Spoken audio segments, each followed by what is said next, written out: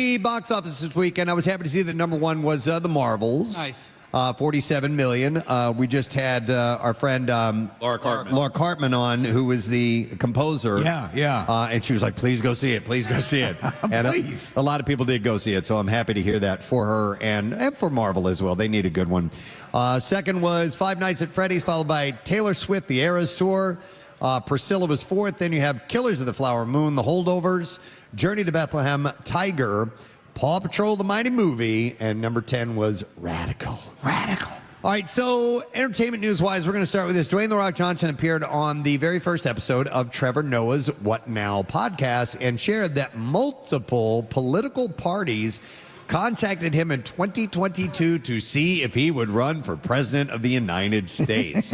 Could you imagine? He said, that was an interesting poll that happened, and I was really moved by that, referring to a 2021 poll that revealed that 46% of Americans would support his campaign. He said, I was blown away, and I was really honored, and I'll share this a little bit with you. At the end of the year, in 2022, I got a visit from these parties asking me if I was going to run and if I could run. He said it was a big deal.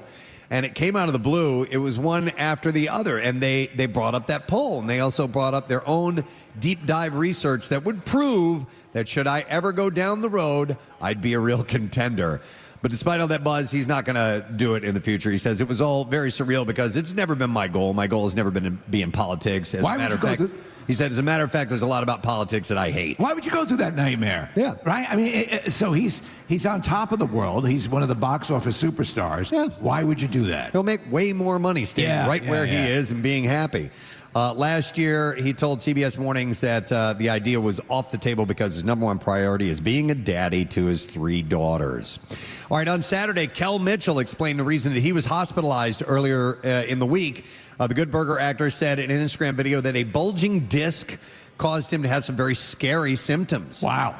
He shared he was out shopping and the room started spinning, so he stopped for food and water because he thought that he might be dehydrated. He said, when I did that, the whole right side of my arm and leg was numb, followed by me not being able to swallow. I mean, like, so you would think you're having a stroke or a heart attack. So, and he's just shopping. Yeah. And at that, that's when I panicked. So I drove myself to the hospital. I wouldn't advise anybody to do that, but I was panicking, so I wobbled myself to the car. At the hospital, he lost the ability to move his right arm. This prompted a number of tests, including CT scans and EKGs. But you had an injury just from turning a screwdriver. Yeah. Over the weekend, I reached back to get toilet paper off the dispenser and almost ended up in an iron lung. There you I go. don't know what the hell happened? He said what we feared wasn't what it was. He said it was actually a bulging disc that I had from a prior injury that was pressing up against a nerve, mimicking all those symptoms that I was going through. And he thanked all his fans for their support, but I could see where you would think, I'm going to die. Sure. I always think I'm going to die. This is what's going to happen, but you're going to die right now. Yeah. So, I always think I'm going to die right now. Yeah. Yeah. Keke Palmer's mother, Sharon Palmer, shared a video to Instagram on Friday after her daughter filed a restraining order against her ex-husband, Darius Jackson. Documents showed that the Nope actor is accusing Jackson of domestic violence. We spoke about this last week. Yeah, there's apparently a fair amount of video that would corroborate this. Sharon's video came in response to a since-deleted tweet by Jackson's brother, Insecure actor Sarunas Jackson, in which he appeared to denounce his brother's actions. Sharon said, for Sarunas Jackson to post on his Twitter the ridiculous stuff that he's posted when he knew his brother was abusive. And she said, I went to him over a year ago and told him that his brother was abusive to my daughter. And he said, well, I used to be like that too. And she added, so now he's posting on Twitter that he's this special guy when we know that he's the biggest F-boy in Hollywood. He's disrespectful to women just like his little brother. And he denied those claims in the comment section of her post. He said, I never once said that to Sharon, not once in my life. I have never been abusive to any woman I have ever been involved with, and I'm not going to keep on with this circus. But Sharon, the world is about to hear your voice very soon and the threats you made to my family. So is being labeled an F-boy, I assume that's a negative, right? That's pejorative, right? Okay. That's not a nice thing. All right. Because I know there's F-Boy Island, which apparently is lovely. You don't want to go there. On the opposite side of all of that, Gordon Ramsay is dad for the 6th time. Wow. With his wife of almost 30 years, Tana Ramsay. The celebrity chef posted a trio of photos from the hospital on his vetted Instagram account Saturday, revealing the pair had welcomed a son, Jesse James Ramsay. What kind of dad do you think he is? Because the public persona is this volatile guy. Yeah. He's probably a big mush, right? Yeah, probably. Or he's a prick. Who knows? In the caption, he wrote, "What an amazing birthday present. Please welcome Jesse James Ramsay, 7 pounds, 10 ounce Whopper. One more bundle of love to the Ramsay Brigade." He continued tallying his children at 3 boys, 3 girls, and then he wrote, "Done." So they have been married since 96. Parents to daughters Tilly, Megan, and Holly Anna, and sons Jack, Scott, and Oscar, and now Jesse James Ramsay. So 7 pounds is decent. Yeah. Right. Yeah. So I believe a near world record occurred over the weekend, right? It was a record at that hospital, Right. which was around the 13-pound range. 13 Yep, pounds. that's a biggie. What's the largest dump you've ever taken? About 14 pounds. 14 pounds, Yeah, yeah. so, but dumps and babies are different Very things. different. Yeah. You tend to get rid of one. Nick, this story is for you. This is out of the New York Post, and it reads, "Tony Danza, stop being an a-hole." Wow. Thus spoke an Upper West Side woman after getting into a kerfuffle in the street with the Who's the Boss actor over her dog. Danza was spotted in the posh neighborhood earlier this week, quote, pushing his way through anything and anyone in his path when he barked at a petite woman walking her dog. The source said that he stepped over a black lab and said to its owner, "Get your dog out of my way." Get out of the way, bitch. But the pet parent didn't back down and offered the immortal words, "Tony Danza, stop being an a-hole." Wow. My dad Your dad emailed- was onto it. My dad emailed me that story, Steve, at 12:35 on Saturday afternoon. He had his finger on the pulse.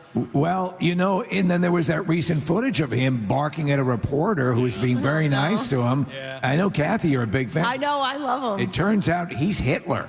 So the source said that Tony saw a good-sized dog. There was a different source who said that there was no spat. All right, There so was no spat. the source It's said ridiculous. the source said Tony saw a good-sized dog coming towards him, and he knows the dogs in New York City have the right of way. I was in a hurry. I was on my way to set orphans on fire. He moved over to let the dog pass, and the woman didn't pull back on the leash, and the dog continued to come towards him.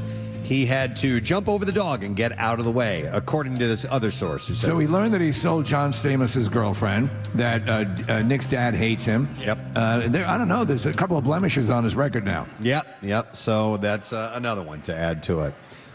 Casey, I have a hair change story this morning. You guys so- are witness to a big thing on the show. Yeah, this doesn't happen. This is unbelievable. That Because I got rid of an entire page of because I was like, oh, we barely ever use sound that page- effects? of sound effects, and that's the one where I have this hair change. But Are you I'm ready. serious? I'm ready for you. All right, here we go.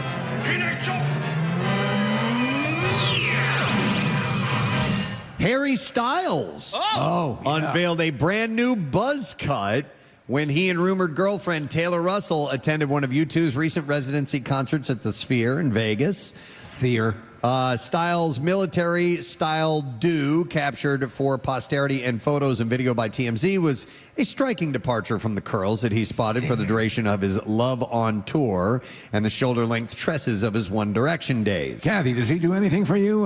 Did you find him attractive? He's okay. He does a lot for my wife. Really? I found out over the weekend. I was like, No kidding. Oh yeah. I was like, okay. Wow. Yeah, because we were talking about somebody else, and then she had said something about Harry Styles. I was like, oh, I'm like, Harry Styles does that for you? And she was like, Does Oh, she think yeah. you're more handsome than Harry Styles? probably not. All right. But I am more handsome than Chris Pratt. Pratt. So he, apparently not surprisingly, the dramatic look has divided Styles' legions of devoted fans, some of which were quick to air their grievances on social media. Don't you envy people who can have different looks and look good in those different looks? Oh, yeah. I barely hold on to one. Yeah, that's if you can completely change your style Yeah, and still be hot. still be hot. That's a special talent.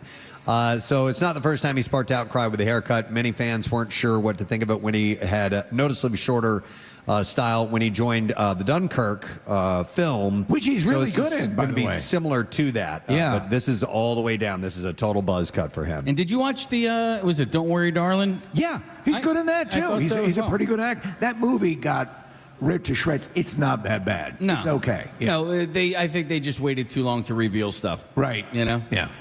This was nice to see. Jamie Lee Curtis and Lindsay Lohan celebrated Flashback Friday in the best way possible. Curtis revealed on Instagram that she and her Freaky Friday co-star ended the work week by having a long-awaited reunion. She wrote in the caption, "Too late. You grew up so beautifully. Well, it's Friday and the strike is over, so hopefully we can switch places again in the near future." They are working on another movie, right? Well, they've indicated that they might. That they might. So there's not word officially if they are right now or not, but I mean, this fuels that. I like that version that they did. I thought it was great. Yeah, I love the original, but that one was pretty good too. There's a nice little photo of her as they, the two of them together as they look into the camera. When speaking to people in November 2022, so a year ago, the Oscar winner said that there was a lot of good talk going on about a sequel to the 2003 Disney film, and open up about her interest in wanting to work with Lindsay again. But she said there'd be nothing I would love more, honestly, than to be able to work with her again, share our time again, and now be able to share it at this age with both of us 20 years older or whatever we are. Jamie Lee Curtis turns in, I think, one of the most amazing performances in season 2 of The Bear. As Oh my God, the mom. The mom, like, unhinged. Yeah. Unbelievable. Steve, do you think that Lindsay Lohan has like come in for a landing at this point? I think listen, I'm a big fan. You know, I love the Christmas movies. Yeah. And her Netflix Christmas movie brought me back around to the Lindsay camp. Good for her. And think of her as a younger woman, older with a lot more nicotine stains. And then you have the current Lindsay. As for what the follow-up film could look like, Curtis previously shared on an appearance with View that she sees she would love to play, quote, an old grandma who switches bodies with Lindsay at this point. There you go. So we'll see if that ends up happening or not. The conclusion of the SAG-AFTRA strike has brought with it a number of news items. One of them involves Stranger Things. David Harbour has confirmed that the resumption of the streamer's flagship series will be starting up again. It's set to conclude with this final season. And it's not just a race to meet its release date. There's also a cast of, quote, teenagers who are really quickly aging out of their roles. They're early 30s. So the weird thing is, during the SAG strike, I stopped shooting my porno loops because I figured I was not allowed to. And You are in the union. Yeah, I'm in the union, and I didn't want, but I was fine. That's weird that they're considered independent. it's weird that porn actors are part of SAG. Yeah, yeah. By the way, Harbour enthusiastically conveyed his eagerness to return to Hawkins, Indiana. He emphasized a keen sense of urgency, suggesting that production might start up again in as little as a couple of days. When he was asked what was first on his post-strike schedule, after all, he also has the small matter of a massive Marvel blockbuster in the form of the Thunderbolts on the horizon as well. But he said, we got to film that last season of Stranger Things, don't we? He said, we've got to be down there in a couple of days. We've got to get going. We're late on this. And the series creators, the Duffer Brothers, previously revealed that the final season is expected to feature 8 episodes with an epic 2.5-hour season finale. Listen, I'm all. Well. It's like a double-edged sword because the series has been so awesome all the way through. Yep. I hope. I have a feeling they will deliver, but you're always trepidatious. All right, and then one final thing. TMZ reports that Leonardo DiCaprio turned 49 over the weekend, and the guest list at his birthday party is one for the books. So a few of the people that were there were Kim Kardashian, Jay-Z and Beyonce, Lady Gaga, Salma Hayek, Snoop Dogg, Kate Beckinsale, Zoe Saldana, and Marco Perego, Zoe Kravitz and Channing Tatum, Rita Ora and Taika Waititi, Beck, Chris Rock, and a bunch more. You know who didn't get in? His ex-girlfriend tried to get in. Yeah, she's too old. She's 14. No. Beverly Hills is where they had the event, but apparently, like, everybody was there. That's insane. So it was so big, the event, Preston, that Timothy Chalamet was hosting SNL, and on his sign-off, he wished Leonardo DiCaprio a happy birthday because he could not attend. He was doing SNL. Seriously? I swear to God. That's crazy. All right, we're ready to play some clips for you now. All right, Priscilla brought in an estimated $5.1 million in the first week of showing in theaters. In this clip, actor Jacob Elordi discusses using Priscilla's experiences to clearly paint the picture of who Elvis was to her. And Jason, you can hit the clip. Well, her book paints the picture so clearly, and then I could, it's very easy to go do the external work outside of Priscilla because there's so much information on Elvis. But it was always her kind of gaze and her perspective. Shut the f up! The dude is British? I guess so. I had no idea. Priscilla is in theaters now. Here's our next clip. Blue Eye Samurai tells the story of a master of the sword who lives life in disguise while seeking revenge in the Edo period Japan. And here, creator Amber Noizumi discusses how this series came about. Go ahead, Jason. We had a baby. Much to my surprise, she had blue eyes. We started calling her our little blue eye samurai, and we're like, wait, that's a great idea. But a lot of it, came from just my mixed race background, just, kind of feeling stuck between two worlds and deciding what if we put those feelings into a world in Japan. I don't give a you can watch Blue Eye Samurai on Netflix now, by the way. All right. There you go. Another show not to watch. Yeah, exactly. All right, that's it. That's my entertainment report for you guys. Yeah! Woo! Woo! You get to see it in person. Obviously, it's a dream for many of you, but you just got to see it. It's amazing. You just have to see it. You got to see the magic. It's so visibly stunning. Who's here at the crack of before dawn getting together the entertainment report? One Mr. Preston Elliott. That's right, man. And he did it with dry hands. Steve, the word hero. Hero. Stop and think about it. Dry hands. And everyone he goes, Chuck Yeager, Chuck Yeager. Yep. Neil Armstrong, pussies. What this man did, amazing. We have thought about the dry hands. By the way, stop by and grab something to drink and eat. Our friends from Duncan they also have these awesome Duncan mugs. Are these being handed out? I think those were just for us. Oh, I thought they were. They were in the back. Oh, no. Yeah, see, everybody's got them. Kathy's just talking out her ass. We now go to our newswoman, Yeah. Kathy Romano. We're going to have all kinds of stuff throughout the day as far as giveaways and free food, and we want to make sure that our volunteers are covered as well. I don't want to be hyperbolic when I say this, though, but the level of excitement for this year's Camp Out, because so much is returning, especially the after hours, Camp Out After Dark, but all throughout the day.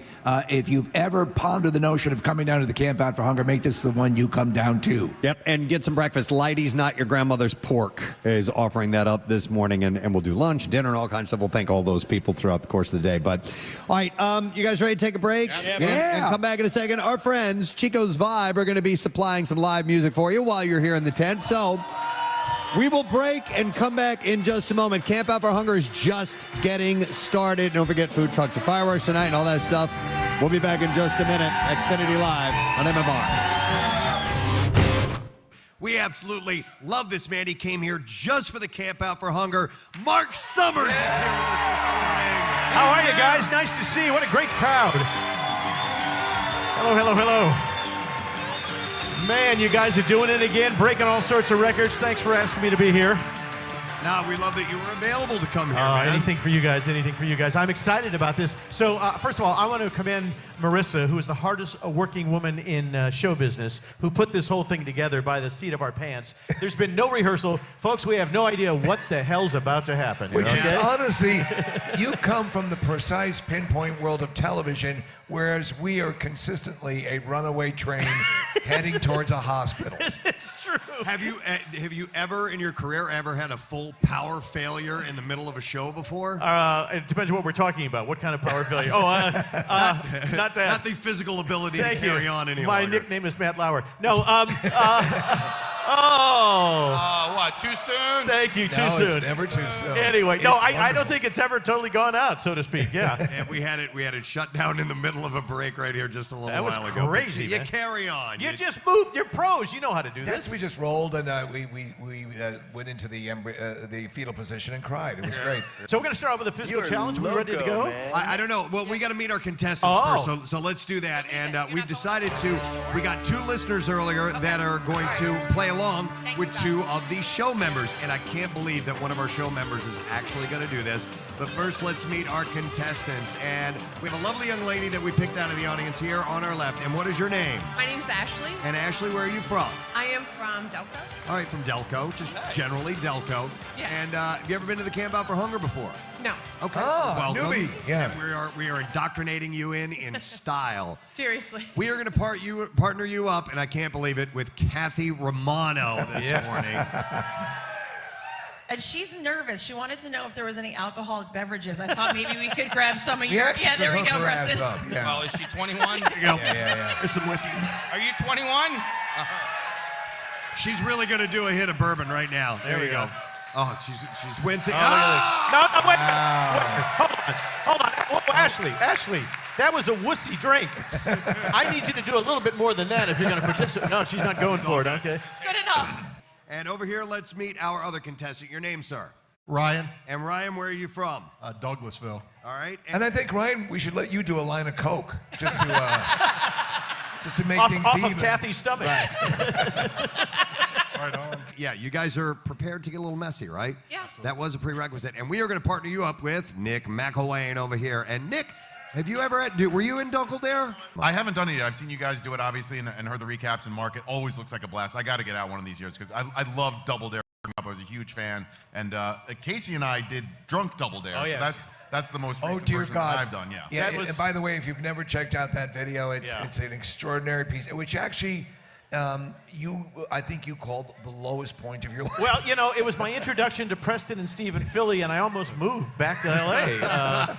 Because if you look at that tape, you see parts of the boys that you have never seen before. Right, Yeah, unless you're a proctologist. All right, so Mark, if you wouldn't mind, for those who may not be familiar with Double Dare, can you explain the format of how this game works? All right, here's how it works. I'll ask you a question. If you don't know the answer, think the other team doesn't have a clue, you can dare them to answer for double the dollars, but be careful. They can always double dare you back for 4 times the amount, and then you either have to answer that question or take the physical challenge. We have the ladies against the guys. I need a cheering section out here. Ladies, let's hear it for these two folks over here, Ashley and Kathy.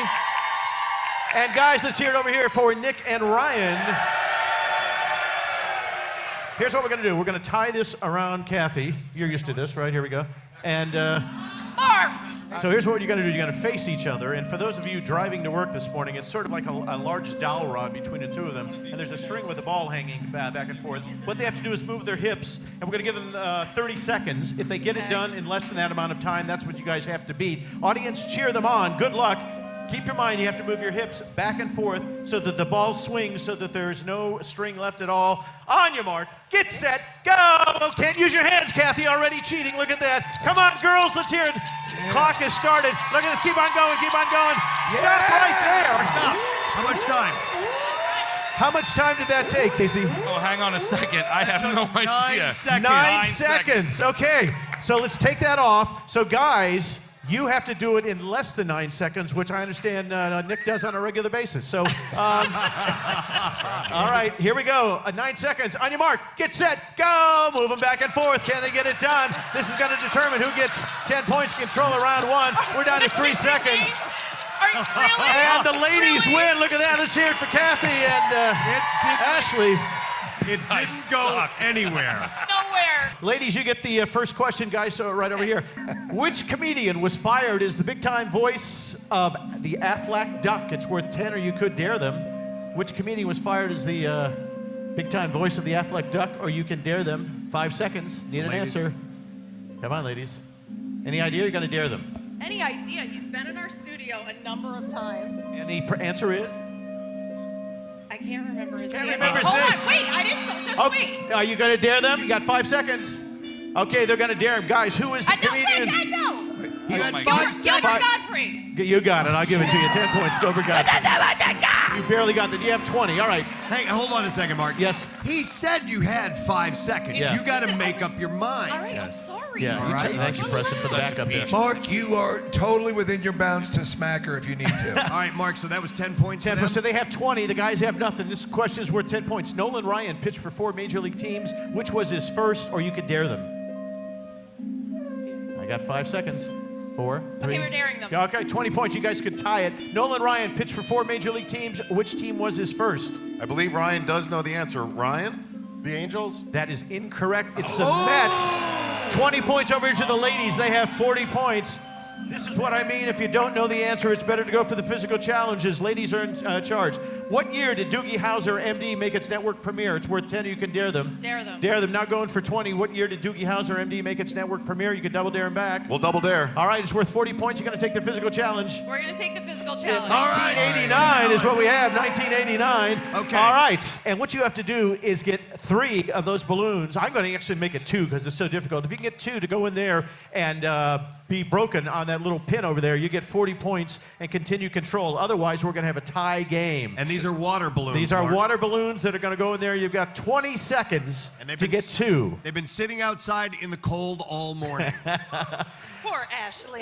Poor Ashley. All right, audience, cheer 'em on. Good luck. 20 seconds. On your mark. Get set. Go! We have nothing going so far. It did go through the hoop. There's 1. There's 1. 2. Didn't break. You got 1. You got to get 1 more. Yes! They got it. They got it. I can't believe they did that. Wow. 40 points. They're up to 80. Ladies have a big lead here. They have 80 points. Guys, nothing. Okay, here you go, ladies, for 10 points. The Pharrell Williams song Happy was Oscar nominated for Best Song in which film? It's worth 10 points. Don't say anything. Don't say anything on. Or you can dare them. Is it the Minions? It is not. It's Despicable Me 2. You lose control. Over here to the guys. No money changes place. No dare at stake. You guys need this. Who is the host of Good Eats and Iron Chef for 10 points? The host of Iron Chef and Good Eats. It's worth 10 or you could dare them. For the love of God. Alton Brown? Yes, 10 points for the guys, finally. We're on the board. All right, on the board. All right, here's another 10-point question. What's the first name of TV's Dr. Oz? It's worth another 10. Yes. Mehmet. Mehmet, you're right. You have it. 20 points now. 20 to 80. Before Ryan Howard did it in 2005, who was the last Philly player to win Major League Baseball Rookie of the Year? It's worth 10 or you could dare them. We'll dare them. All right, now it's worth 20. Before Ryan Howard did it in 2005, who was the last Philly player to win MLB Rookie of the Year? You could double dare them back. Double dare. Now for 40, you got to take the physical challenge. We'll take the physical challenge. Scott Rowland. Scott Rowland. Okay. All right. Join me out here, guys. And Nick, you have some eggs over here. When Yes, I sir. say go, you toss them one at a time. And you catch them. What you have to do, Ryan, is smash it on the top of your as hard as you can. Yes, just like that. Thank you so much. If you can do 10 in 20 seconds, you get 40 points. Good luck. On your mark. Get set. Go. Timer There's started. 1. Got to go quicker than that. That's 2. Faster, faster. There's 3. And here's 4. Here's 5. Got to 10 do 5 seconds more. left. 6. 7. How are we doing on time? 5 8 seconds. 9. 1 more and you got it. 3. They did it. They did it. They did it. Yes. The man is insane. All right, we're back inside. All right, guys, you have 60. Ladies have 80. Here's your question. It's worth 10. A baby cat is called a kitten. What do you call a baby deer? It's worth 10. You could dare them. A fawn. You got it. Very nice. All right, you have 70. The ladies have 80. Wow. Here's your question. What year did HBO begin? It's worth 10. You could dare them. We'll dare them. All right, it's now worth 20. What year did HBO begin? You could double dare them back. Say it. Double dare. All right, guys, you going for the physical challenge? We're going to go for the physical Okay, let challenge. me explain what's going on here. The answer is 1972. You have 70. You have 70. The ladies have 80. This is our last physical challenge. If you pull this off, the guys win. If you don't pull it off, the ladies win. No pressure. Come on, let's go outside. Let's do this. Yeah, buddy. When I say go, Nick is going to take the chicken, drop it into the chocolate and into the feathers, and toss it over here. And you, Ryan, must stick it inside the cage. How many chickens? 5 chickens in 30 seconds. All right. All right, here's the deal. If you do it, you win. If not, the ladies win. Ryan. It comes down to this. You and Put me, buddy. 30 seconds on the clock. Dip it in the chocolate, in the feathers. 5 is what you have to do. On your mark. Get set, go! Chicken number 1 goes in there. There it goes to the feathers. Toss it in there. There's 1 chicken into that cage. Here's the second chicken into that cage. Got to get it all the way in there. They're all the way in there. You can't throw 2 at a time. That is not legal. 1 at a time. WMMR. All right, thank you, Kathy Romano. Ladies and gentlemen, Kathy Romano. I like that, Steve. I'm going to give some love to one of our spotlights this morning. This hour is sponsored by IMS Technology Services, a trusted partner and award-winning provider of live event production, virtual and hybrid event systems integration. and managed services for 30 years. Now, that may be jargon that you don't understand, but do you see the videos here, the video wall and all this? This is IMS technology. It's amazing. Yeah, it's badass, and it's they've been helping out with this for the past the Camp Out for Hunger for 16 years. Yeah, so contact IMS online at imsts.com if you want to look like a badass. I think one of us accidentally unplugged it a few minutes ago. Oh, really? Yeah, under the console here, but it's all good now. Oh, I missed that. Yeah. Oh, that's awesome. That was All right. Kathy. Kathy did it? Of course. Why is everything right?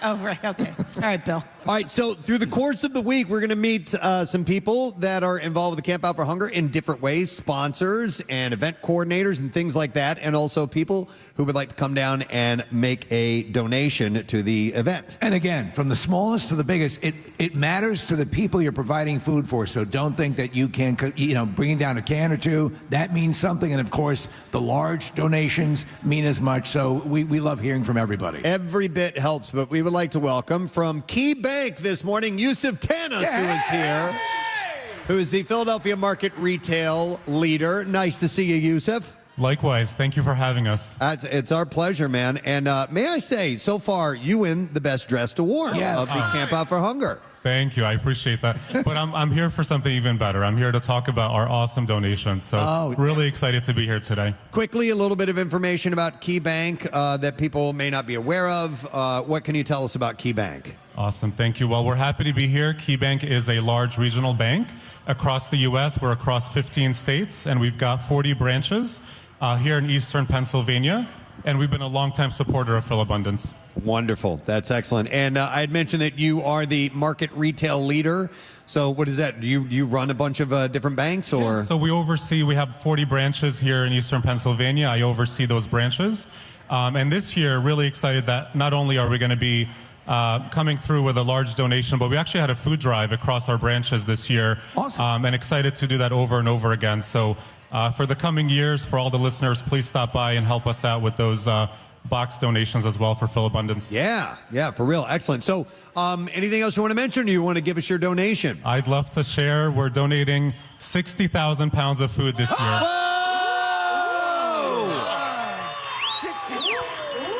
That is an awesome kickoff. For those keeping track, that's 30 tons of food. Wow.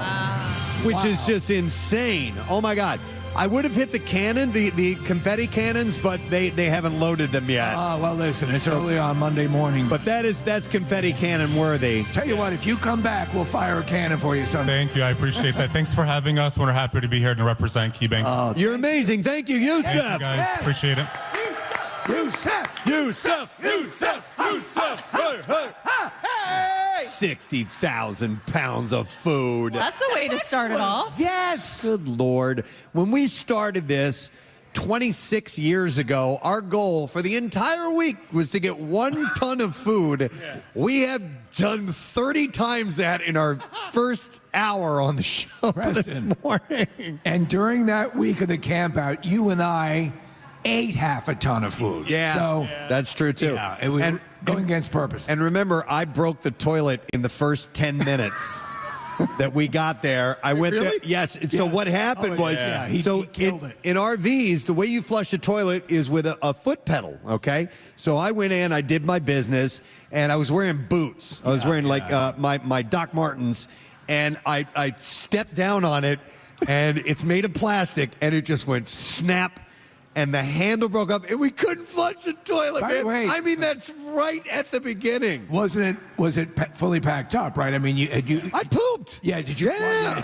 It was, and it didn't create the rule of like no pooping in the RV from now on. No, well, for a while. Yeah. Yes, but I christened the RV this morning. I had to, man. By the way, listen, this is a rock star rig we have out there. It's not like the first year it was a small little camper. By the way, I'm going to share something, and Kathy, warning, it's kind of gross, but I'll bet you other people have experienced this as well. So my christening moment this morning on the toilet was not necessarily a pleasant moment. I had to strain a tiny bit, and so I had my phone. Listen to this. I had my phone. We're listening. And I contorted my face so much that the facial recognition on my phone wouldn't recognize me. and I had to key in my password to get on my phone. So your dookie was so disastrous. It was not pleasant. You were gurning. By the time I was done, I was thankful. But yes, I was gurning, and I'll bet you other people have done that. That you strain yourself so much that your phone doesn't even recognize your own face. Because we all sit down at the toilet with our phone. Oh, absolutely. Of course. What do you do? There needs to be a new setting, like a straining setting. Yes. I made it into the bathroom. That's your $1 million idea. Yeah, there we go. Right there. Wow. Okay. So anyhow, but we're all good to go. I don't even know how we got talking on this. Well, Kathy brought up taking a dump in an RV. That's what it was. No, it was year number 1, our Camp Out for Hunger. I broke the toilet that first time out, and we looked to get a ton for the entire week, and we just got 30 tons in our first donation. So that's how you start this thing off. Yes. And you also start this off with our next guest, because she is the Chief Executive Officer of Philabundance, Lori Jones. Good morning, good morning. Mrs. Jones. Got my song on? El Presidente as well. I love it, love it. How you doing, Laura? I'm great. I'm a little tired. We had a fun day yesterday. Yes. We're up early today, trying to preserve my energy for all week, but I'm excited. Are you referring to the car show here We yesterday? had a little thing called Philatrunk yesterday. Where Yes. we had about 5,000 cars, I think. Oh my God. So we got to thank Jeff Walton and everybody involved with that, because Marissa went to it. Yes. And she was getting back to us and said, they used to come by here, the event, while the event was going on, but it started getting too big and it was gumming up the works, especially with sporting events and stuff like that taking place. So Jeff, a few years ago, decided, why don't we do a car show on the Sunday beforehand?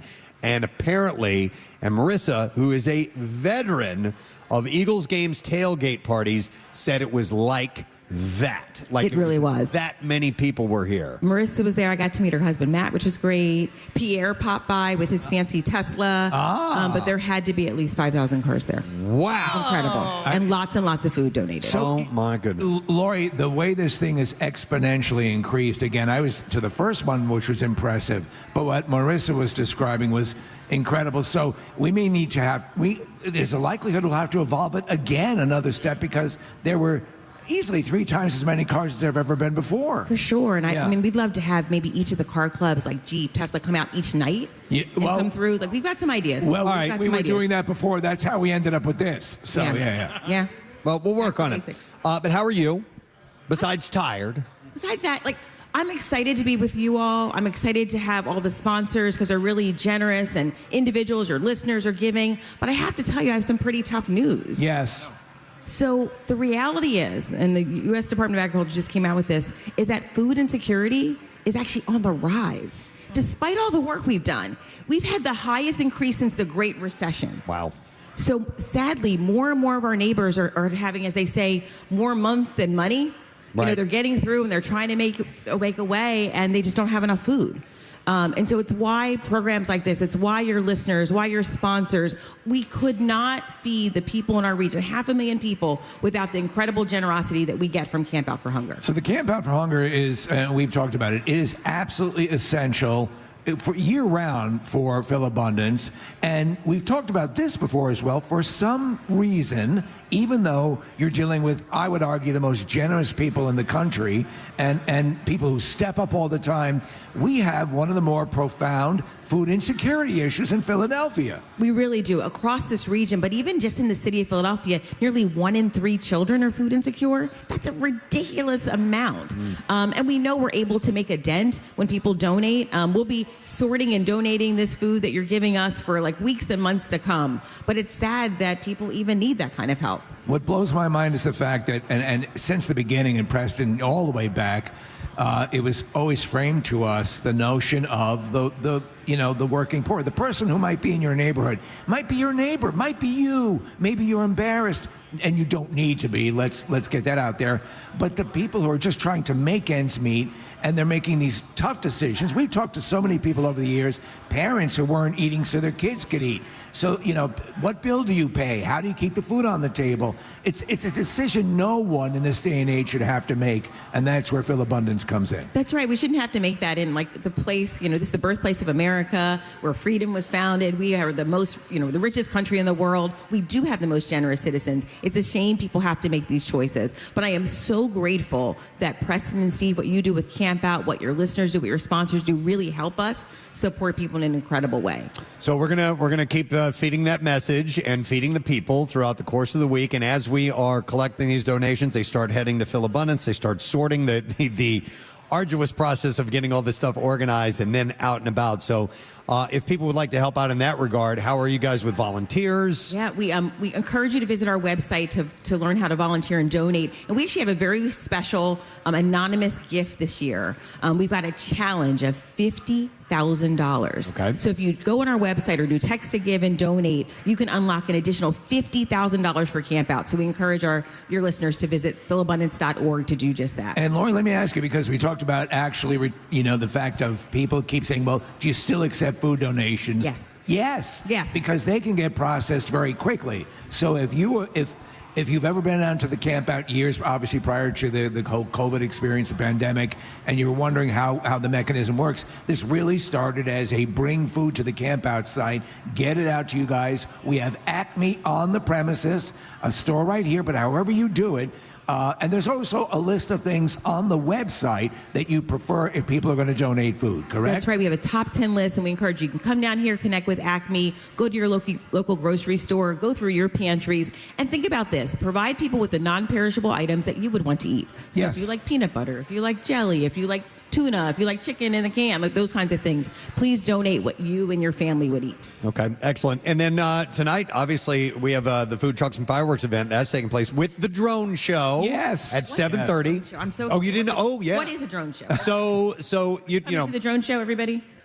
Yeah, so it's an aerial show. They have Celebration Fireworks brings out literally hundreds of drones. I'm not sure how many exactly. They fly up in the air and they can do the shape of the Liberty Bell or all kinds of stuff. Crazy. Like, you can't believe what they can create in the sky. So that is going to be happening tonight. Well, I'm so excited. Our board member, Scott Jackson, is coming out tonight. He's bringing his mom. People are bringing their kids out. So we're excited to have Food Trucks and Fireworks again. All right, so the food trucks start at 5 o'clock, and FM band, I think, goes on at 6 o'clock. The drone show starts at 7:30, fireworks at 8 o'clock. Tonight's going to be a big night tonight, and the weather's wonderful this week. Yes. It is. So we're happy about that. Just cool enough to be seasonable, but no rain in the forecast, so we're loving it. And anything else, Lori? What were you going to say? I just want to thank you all so much. I know the numbers are a little bit depressing. Sorry to bring the tough news, but I definitely am encouraged when I get to see you all and see what you're doing here and the energy of you, the listeners, everything you're doing. So thank you so much. I really do love you all and appreciate what you do. Thank you. And you'll see Lori in and out this week, so thank you. Let's hear it for Lori Jones. CEO of Philabundance, and Lori's a constant. She's amazing, the best. We absolutely love her. Would you enjoy being a CEO of anything? No. I mean, other than too many demands. Other than being treated like a CEO and getting all the perks, but no, the responsibility. How about forget it. A faux EO. I love that. Yeah. Yes, someone who's just a figurehead who doesn't really do anything. Oh, that's like me and my household. Yeah. Oh, yeah. There you Exactly. I love that. All right, we have guests. This first segment that we're doing is loaded with so much good, and we're going to just continue this on. And then we've got the regulars coming up, like the Bizarre File and all that stuff. And we do have some other guests that we're going to have some fun with. But in the meantime, more importantly, we get great donations through the course of the morning. So we're going to welcome two people now to our microphones, and bear with me on the titles here. I got to get this. It's very, very wordy. We got to make sure we get this out correctly. So, from United Concordia Dental, we have the Vice President and National Sales and Services, Kim Pinkerton, who is here. Thank you, Kim. Hello. And joining Kim from Highmark, he is the Southeastern PA Segment President, Dan Tropiano, who is here. Dan, did I get it right? Yes. Thumbs up. Perfect. Tropiano. All right, excellent. Thank you, guys. We appreciate it. Now, you guys are coming up here together. Have you partnered together in this endeavor, Kim, or are you here separately? No, we are together. Thank you. Okay, so tell us a little bit about this partnership here. Sure. Highmark Enterprise, Dan is here, the local market president for Southeastern Pennsylvania. United Concordia Dental is a wholly owned subsidiary of Highmark. So we're together with the enterprise. super excited to be here. Excellent. And tell us a little bit, Dan, about the efforts you guys have put in and the support to Philabundance and why this is important to you guys. Yeah, so, I think you've probably mentioned it already, but 80% of people's health is determined by social determinants of health. A big part of that is food. Yep. And we at Highmark believe food is medicine.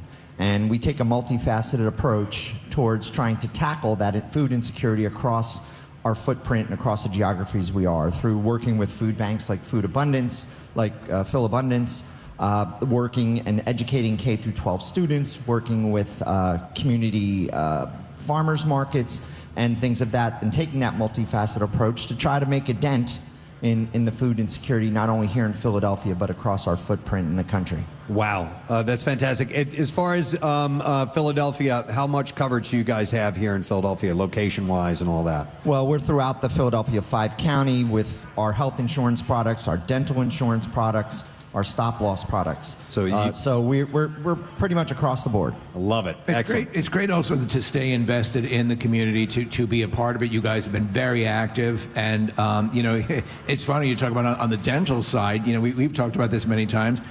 People who obviously sometimes that's an issue in and of itself, of people being able to get nutrition based on their dental care and so on and so forth. So it's a two-pronged front, but the end result hopefully is getting people better nutrition and more food to sustain themselves. So we really appreciate your efforts. Absolutely. And before we get a donation, I need to find out, because I want to hit this red button so bad. Do you think you have it? Is the confetti, will it fire or Thumbs no? up for Rodney. And I also want to warn everyone in the tent, because it will scare the living hell out of you if you've never had this happen before. No, it's not ready. Damn. What? Ron just gave a thumbs up. And all I wanted was my damn confetti can. I've never started a day with confetti, and I was very excited for that. Yeah, there's Okay. confetti over there, man. That one will fire. So you people over there, even though I'm going to warn you, this is going to scare the hell out of you when it happens. So to cue the confetti, you guys want to tell us what your donation is this morning? Yep. First of all, congratulations on 26 years, Preston and Steve. Thank you. Amazing. Supporting Philabundance. Thrilled to be here, and we are donating $25,000.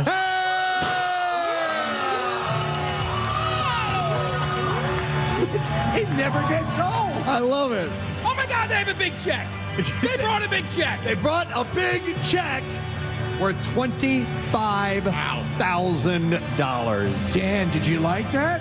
I loved it. All right, I you're- loved it. I can call it a day now. Excellent. Well, thank you guys for your support. It means so much to everyone, to us, and obviously the people who are going to use all of this for what will help be a lifesaver for them. Yes. Thank you so much. Congratulations. Thank you. Let's hear it for both Dan and Kim, guys. United, Concordia Dental, and Highmark setting high bars this morning. That's good. Yeah. And you know what? So See what I did? had mentioned, 26 years, and when we started this 26 years ago, we were unable to take monetary donations. Right. And then at some point, that shifted. I don't even know, maybe like year 12 or something like that. And, Right. and it is such. Like an important facet of what we do here, because the people at Philabundance they really can make the most of a dollar. You're exactly right. And the synthesis of both. The original way that the camp out was obviously a collection of physical food. That is robust. We want that to be a part of it as well. But the cash and everything in unison is what makes the big difference. Just keep in mind when you hear these big numbers and you're listening and you're like, wow, they got all the help they need. No. We need you to come by and make a donation if you have the ability to do that. If not, we appreciate you just, enjoying what you're hearing. You heard what Lori said, and again, it's you can see around and in the news. It's people are really struggling. Yep. So and this always gets brought up, and people say, "Is my little donation, my bag of food from Acme, is that going to make a difference to the family that eats it?" Absolutely. Yep. So don't forget that. The first year I came to Camp Out for Hunger, I was not yet working for you guys. It was at the Adams Mark Hotel, and I just started at MMR. So I wanted to ask you both about the different iterations that have happened over the years, because it started at Adams Mark, right? At that time, it was the Greater Philadelphia Food Bank. And how many years was it there? About 5, Preston? Yeah, something like that. Yeah, And 4 or shifted 5. over to the Metroplex. Yes. And then we came here about 10 years ago. Has it been 10 years that we've been here? I think 2013 was our first year here. if I remember correctly. Well, it just it outgrew. The event outgrew that location at the Metroplex. I don't know. I think we could have stayed there. I know. Kathy was thrilled that we were right next to an Ulta Cosmetics. And a Target. I loved it. Target. Yeah, it was fantastic. And there was a guitar set. But listen, here is just such a perfect place. It's really good. Well, we can. It's more convenient for people from New Jersey and Delaware and the Northeast to get down here and be a part of it. So it made total sense. And speaking of that, people who are new to the whole thing, we are here at the sports complex. It's very easy to see us. Yeah. We have the amusement park rides. Skelly's Amusements they're set up, and we're going to use them this morning. We are. We have a little game we're going to do in a little while with some friends, but you can come down and ride them. Steve, I was talking to some of our friends at the Flyers last week about some of the things that are happening this week, and as I was chatting with them on the phone, they were quite literally looking out their windows of the Wells Fargo Center of their office saying, yeah, we can see the looks like there's a tower going up now.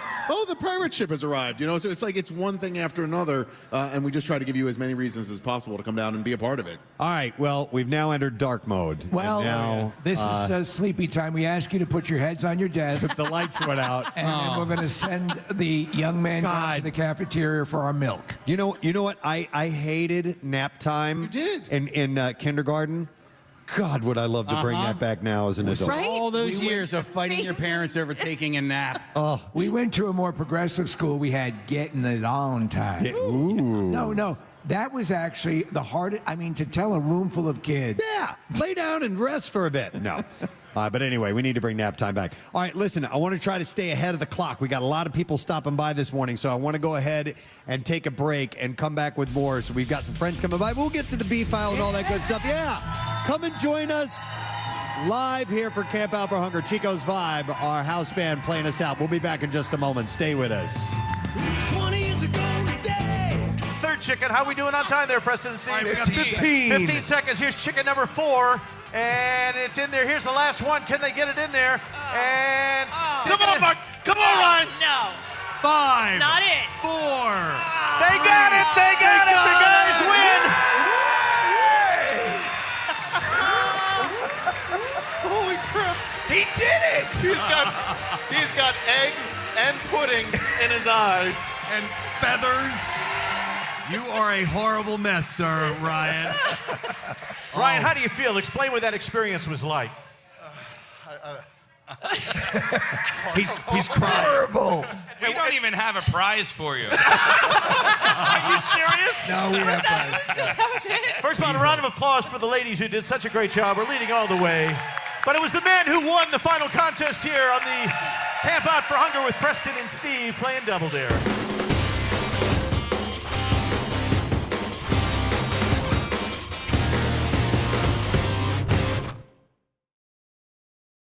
Wells Fargo Center, and something that we wanted to give people an opportunity to do is something that a lot of people don't get the opportunity to do. That's to go out on Flyers ice and actually shoot a goal and see if they can put it in.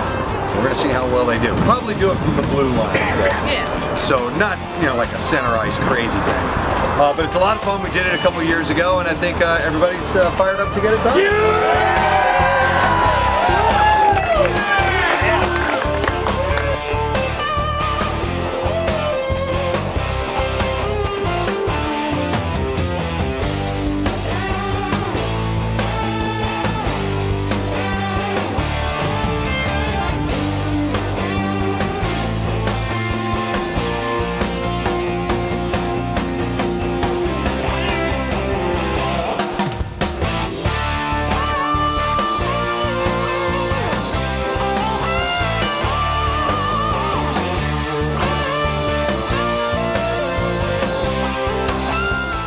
So what are you going to play for us now, Justin? It's a fun song by Otis Redding, his version, Otis Redding. But this song is really special to me because I want to dedicate it to someone who is a good friend of mine. She's been a little bit down and a little bit blue around the holiday season. So this one is for you, Katie. We're going to do Merry Christmas, Baby. Outstanding. All right, ladies and gentlemen, Justin Guarini. Yeah. Let's hear it for him.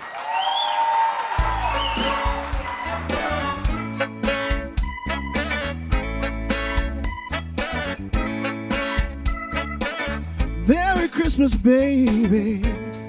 So do treat me nice.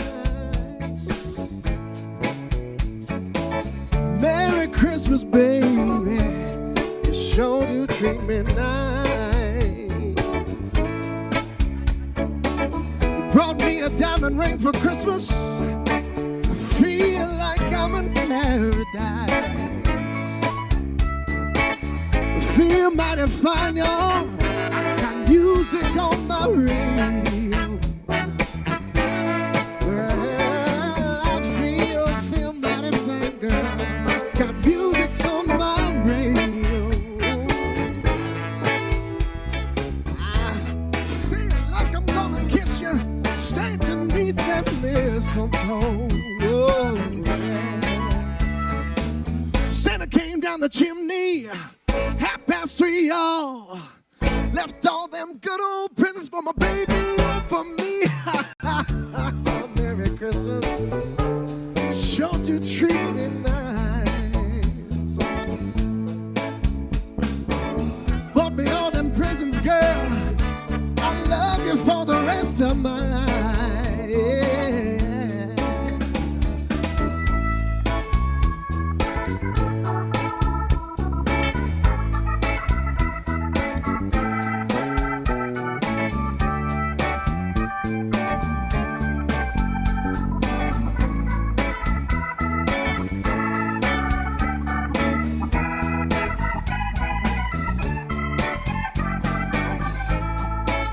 Well, don't you know that Santa came down the chimney, 3:30, y'all. Left all those good old presents for my baby and for me. Ha, ha, ha. Merry Christmas, baby. Sure do treat me right. Well, you left all those good old presents. I feel like I'm in paradise. Why don't we take it up a half step, boys? Yeah, Merry Christmas, baby. Sure do treat me. Oh, you treat me so nice. Yes, Merry Christmas, baby. You sure do treat me right. Oh, brought me all those good old presents. I love you for the rest of my life. Merry Christmas, baby. Oh, now, Merry Christmas, Katie.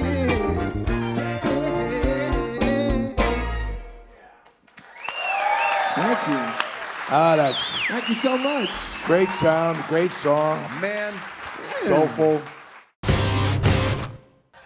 So our friends from Skelly's Amusements have brought the amusement park rides out here, and one of them is a Ferris wheel, and we haven't had that out here before, so we figured let's do something with the Ferris wheel. We've tried to come up with a couple of names for this thing. It's too stupid to come up with a name. So let's just call it Too Stupid to Name. Okay, the Too Stupid to Name game. Yeah, that's it. All right. You saw it.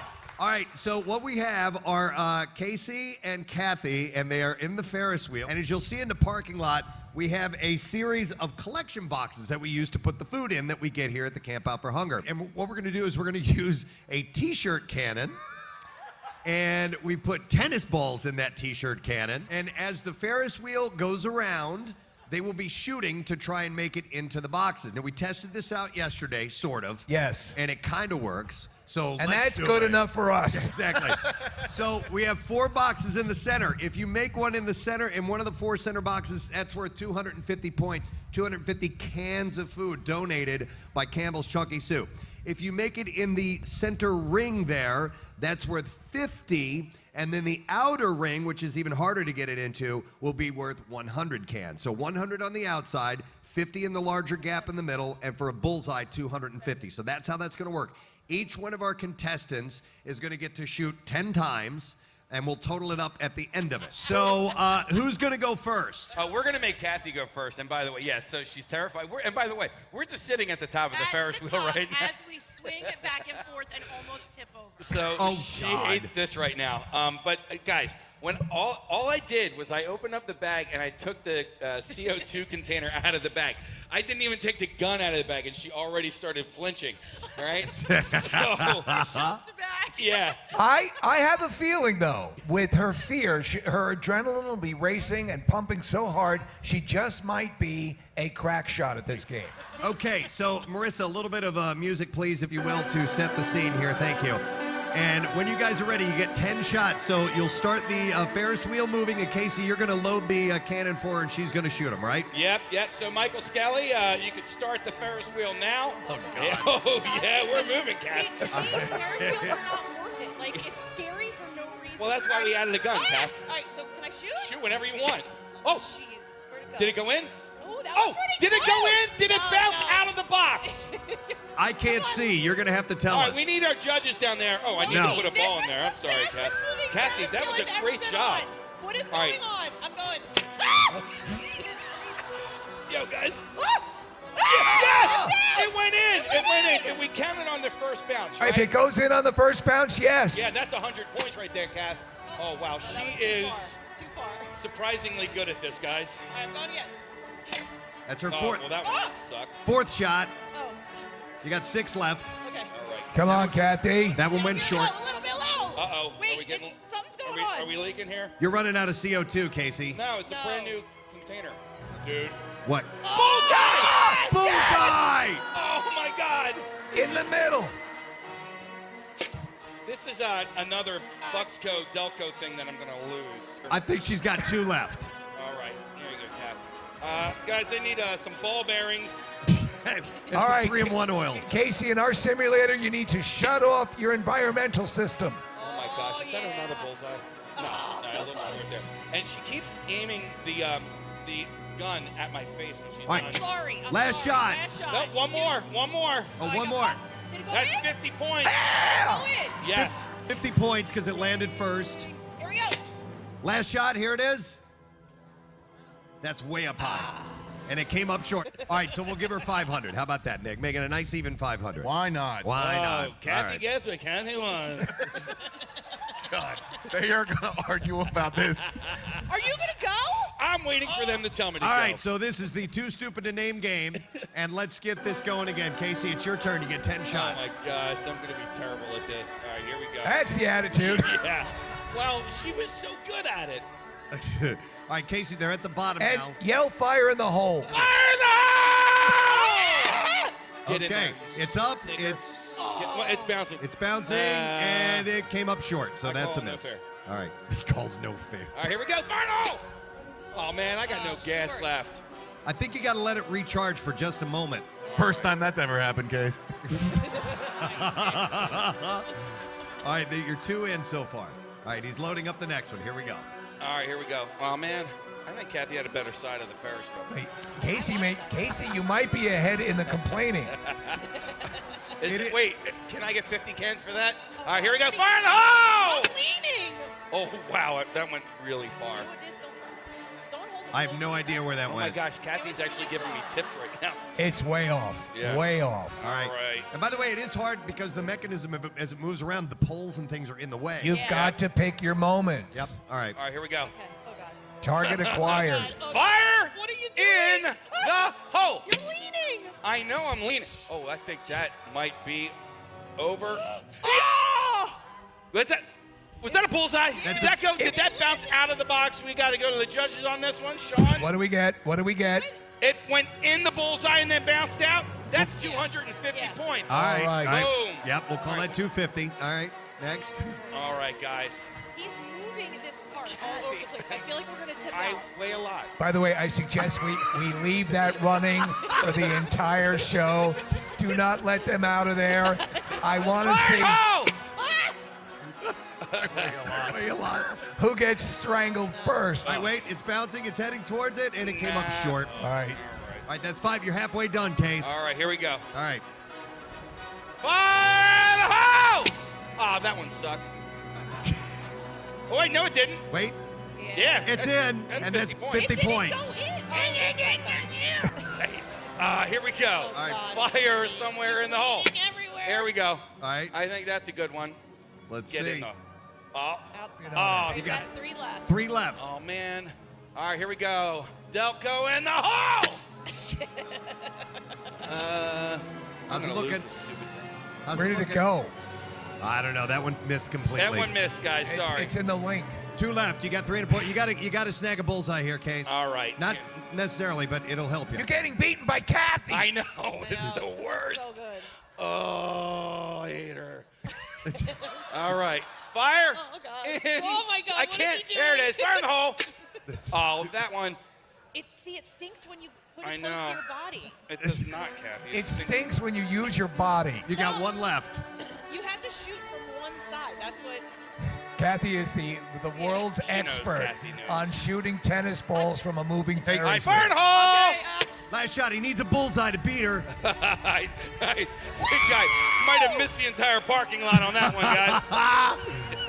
Oh my God. Kathy wins. 500 to 300. I would never point this at your face.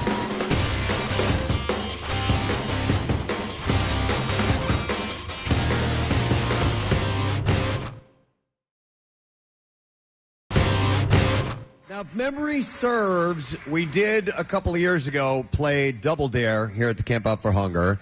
And I think, Kathy, were you involved in that? I was, yes. And were you not the winner? Yes, I always win. Yes, you do. And so I think Kathy is going to defend her title this morning as Double Dare champion. The thing is, she needs a female. She needs a female to help compete with her. What's your name? Katie. All right, Katie. Where are you from, Katie? I'm from Lancaster, Pennsylvania. From Lancaster. All right, thanks for coming out here. We appreciate it. All right, we are going to send Send you to the side of the stage, Preston. Right over this way. over that way. I'll meet you over here in a second. All right, Thank you, now, Katie. who did you face off against when you played Double Dare? Do you remember? I have no idea. It was me. It was Nick. It was Matt. Oh, then we need a Matt, it rematch. was Matt. It was Matt, ma'am. Yeah. So now we need a guy because we're going to do Battle of the Sexes.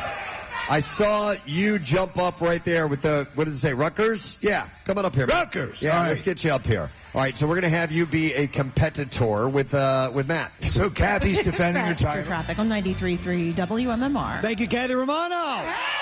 Hey. Woo! Yeah. Now, on day number one, we mess up a lot. There are a lot of things that we get wrong. It's, you know, we're trying to organize. It's like herding cats, you know, and there's a lot of people involved in this operation. We're bringing back something this year, but I need to find out if it is sponsored or not. It is. Casey doesn't have the information here, so I got to make sure that we get that, Marissa. So that's one of the things that I wanted to do out loud. Juggling a lot, but Yes.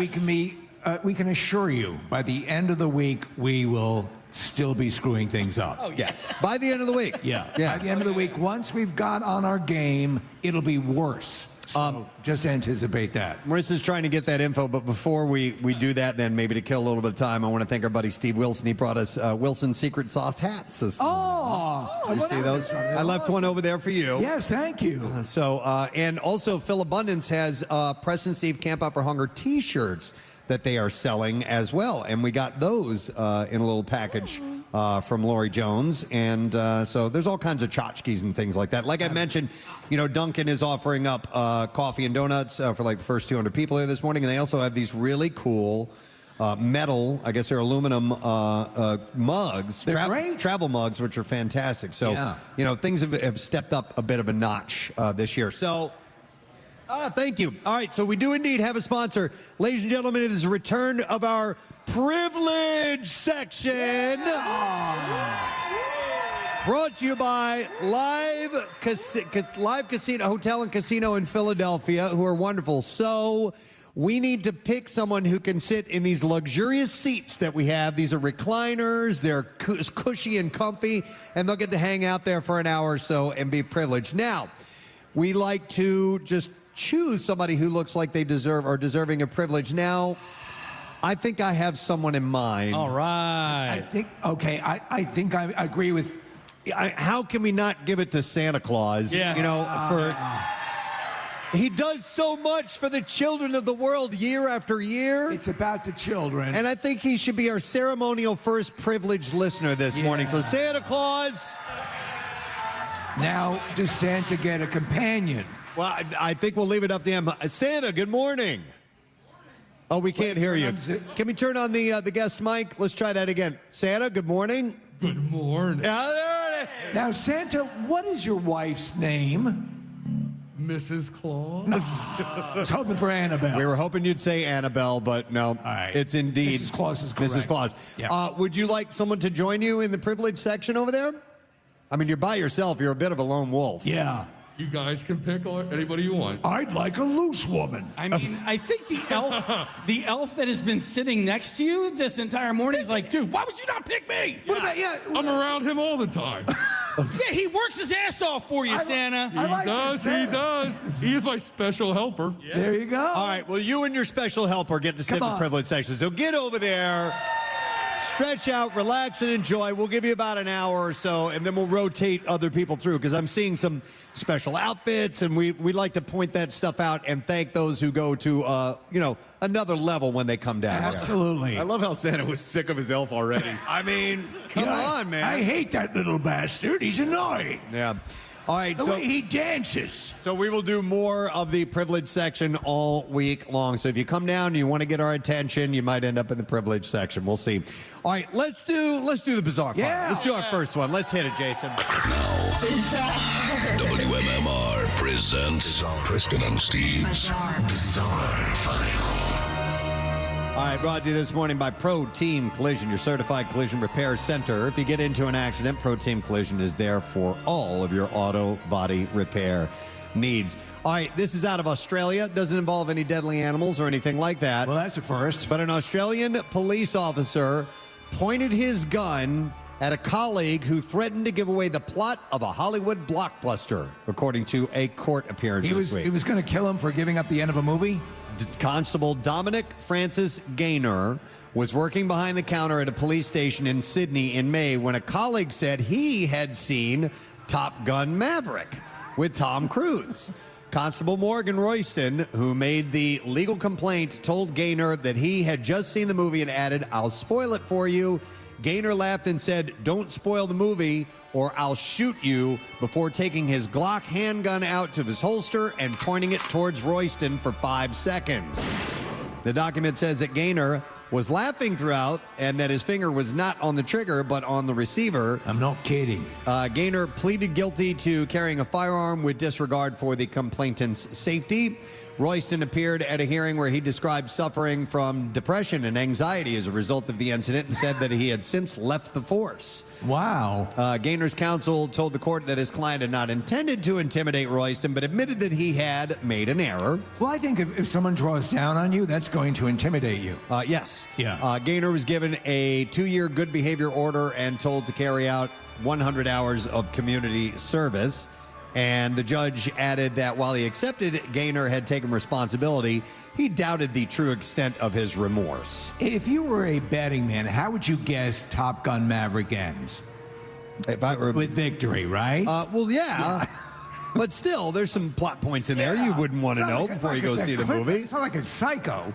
A man told police a woman stabbed him in the hand after he repeatedly asked for the TV remote.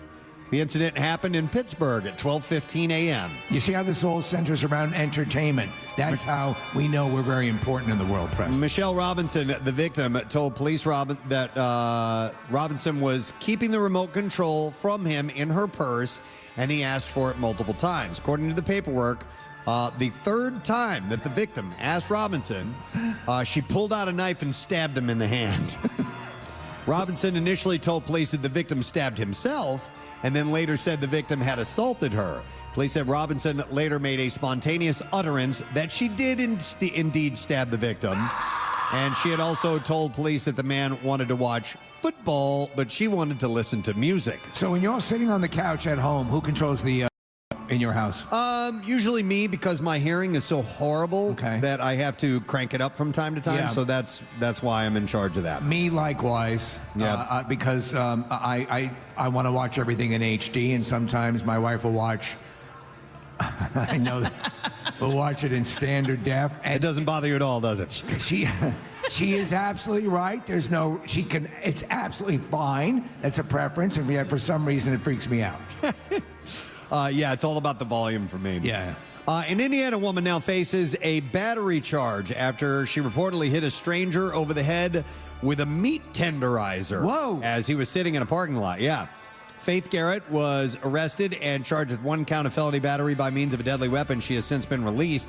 The charge stems from an incident that resulted in a man suffering multiple facial lacerations while en route Officers were told by 911 dispatchers that the caller was hit in the head with a hammer by an unidentified male or female wearing black pants and a black windbreaker. Was it a standard hammer or an actual tenderizer? No, this is what the report was to the police. Upon arrival, officers met up with a woman who matched the suspect's description, and the woman was given a pat down by officers. Officers reported feeling a hard, rounded object inside her jacket pocket. When asked what the object was, the police officer said, when I asked Faith what the object was, she removed a black meat tenderizer with a chrome handle and handed it to me. He said, I asked Faith what she had a meat tenderizer in her pocket for, and she said, to cook with. Well, she's right. Officers then spoke with the victim, who stated he was walking when he reached his car. The victim said he sat inside but didn't shut the door, and he said a woman approached his vehicle and started yelling incoherently at him. And after telling her to go away, he said that she took out a black hammer from her jacket and hit him over the head one time. Would it be better to be hit with an actual hammer? Or a meat tenderizer has those points on it, right? Yeah, that could be worse. And stood up and exited the car. Once out of the car, the victim said Garrett struck him in the head with the tenderizer 2 or 3 more times in the same spot. So Garrett reportedly told officers she was yelling at the victim because she thought he was drunk. She figured she'd beat him with a hammer because she thought that he was drunk. Oh, that makes sense. She denied ever hitting the man with the meat tenderizer. So they arrested her, obviously. Let's see. What do we got next here? How about this? An Australian porn star named Danny DeBello. Danny DeBello? Yep. Told followers on social media about a recent incident involving her giant pet snake and her male scene partner. Her partner was attacked, believe it or not, by the snake in the nether region. Oh, really? Yes. So in an Instagram video, she said, I want to introduce you to Betty. She's my Centralian carpet python. She's about 8 foot long. I've never had any issue with her biting or anything until today. DeBello and a pal had just filmed some sexy content together when things turned. She said, so earlier, I had a friend over. We shot a video. Once we were finished doing it, he jumped in the shower. But he did mention that he wanted to hold my pet snake afterward. DeBello came out of the shower and placed the snake around her friend's neck before heading to the bathroom. She said as she walked away, she was startled by what she described as a massive scream. Oh, no. She said, I turned around and I saw that Betty is holding on to his private parts and he's trying to pull her off. Jeez. And by the way, those pythons have huge teeth. They're not poisonous, but they have huge teeth. She said, after a few minutes, we got her off. I put her back into her enclosure, and there was blood everywhere. So we cleaned all of that up. And after pulling the snake off of his penis, she checked to make sure that there were no little teeth left in it, because pythons sometimes leave their teeth in things after biting them. Let me check your penis for teeth. Wow. Yeah. That is messed up. So that is, again, in Australia, that particular one. Case, I can't see how much time we have left on this. I don't... Yeah, me neither. All right, Jason, how much time? What, 1 minute? All right. 1 minute, Preston. I could do one more then. Nearly 15,000 cans of marijuana-infused cider drinks have been recalled in Michigan amid reports that they have the propensity to explode. A single batch of Armada Cannabis Company's cannabis apple cider is being recalled because the products were not compliantly produced, and that have been reports of cans swelling and bursting. This is attributable to the lack of a necessary ingredient to ensure shelf stability. Stability, that is. Nearly 7,300 cans were sold to consumers between October 11th and November 1st at more than 75 stores across Michigan. Are we talking like a real, they just simply pop, or are they actually detonating? They use the word explode, so I thought it was worth putting in the bizarre file. Sure, yeah. So it is a voluntary recall. So there you go. If you got those, they might explode on you. And that is what I have in the bizarre file for you this morning. Oh, thank you. Oh, wow. A couple of woos. Yeah, a couple of woos. It's not like a news report, but still. I know. All right. So we have a couple more guests we're going to welcome before we take our next break. And we are always excited to have our friends from Acme here. Yes. But not only that, but we have... Oh, yeah. Yes, come on. But hang on.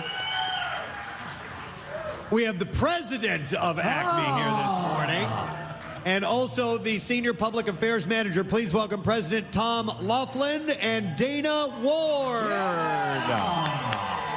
Hi, guys. Hey, guys. How are you? Good, how are you? Welcome. Dana, great to see you. Tom, welcome. Thank you. Is this your first time at Camp Out for Hunger? It is my first time on stage at Camp Out for Hunger. There you go. First, I've been here before. So Tom is not only the president of Acme, but you're a fan of the Preston and Steve show, right? Absolutely, every morning. I love that. That's awesome. Wonderful. Listen, your guys' partnership has, well, it's been a while now that we've had this marriage of sorts, but we can't thank you enough because it allows people to donate like ever before. It made it so much more convenient over the years, so we appreciate that partnership. We appreciate all you guys do for us. You've always been here for us. It always comes down to a partnership. You know, last year we gave out over $843,000 in food and gift cards. Amazing. And we're going to head right towards and beating that number this year, too. All right. So we can't do that without your help. Oh, well, thank you. I mean, you guys have made it so convenient at the point of purchase that people can make the donation, and it's wonderful. I'm going to suggest you make sure that our confetti cannons are ready to go. That's all I'm going to say. All right, I think we if we need them, they're there. We can fire those up at any point in time. I was at your location in Lawrence Park several times over the weekend, and I was and you talked about the point of purchase, and I was able to make a donation there. And the great thing about that is it doesn't end this week. That goes all the way up till Thanksgiving. Yeah. Yep. Thanksgiving Eve is when we run that too. So 11:59 is when we turn it off. So if you're shopping in our store, getting your last minute groceries, you have time to donate. That's such a critical time because obviously people buying stuff for Thanksgiving, they're there. That's why we do it. Yeah, you make it easy on that level. The market that's here, so people can come and purchase food and donate as well. All of that, whether you're going to purchase, to make your donation at the store or pick up your food at Acme and bring it down here, it all is needed. And the more the merrier, as they say. Yeah. Yep. What's the latest in Acme news? You want to bring us up to speed on anything, or? Well, we're very excited about the holiday season. You know, we always believe we're in the business of taking care of people. We just happen to sell groceries, and this is a very exciting year for us to really take care of the customers within the store and provide them wonderful food for the holidays. Excellent. And what do you prefer? Do you prefer Acme or Acme? Depends on where you're I think it depends on where you grew up. All right. You know if you had a personal preference or not.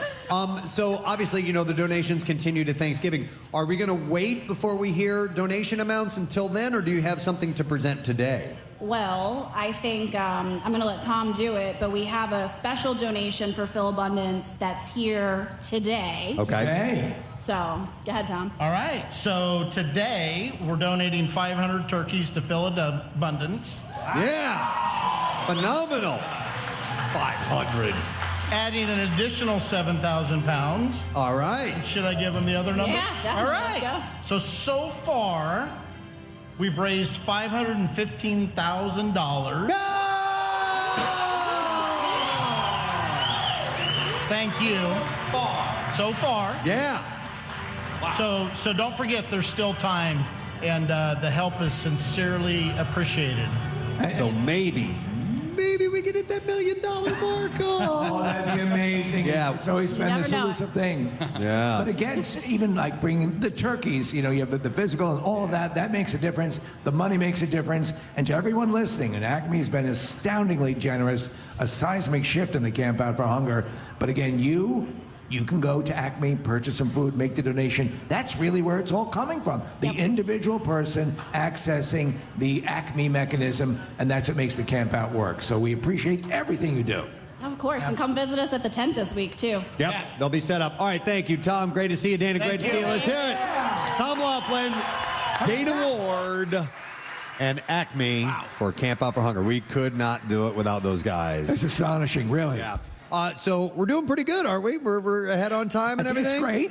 Santa and the elf are getting along. Oh, they look, yes. They were brawling for a little bit, but now they seem to have made peace. They have a little more space in between. A little more space in between them. I think that actually was very much needed. Yeah. So, all right, so we're going to break, and when we return, we do have some guests that are going to join us, and we're going to start using the Carnival rides.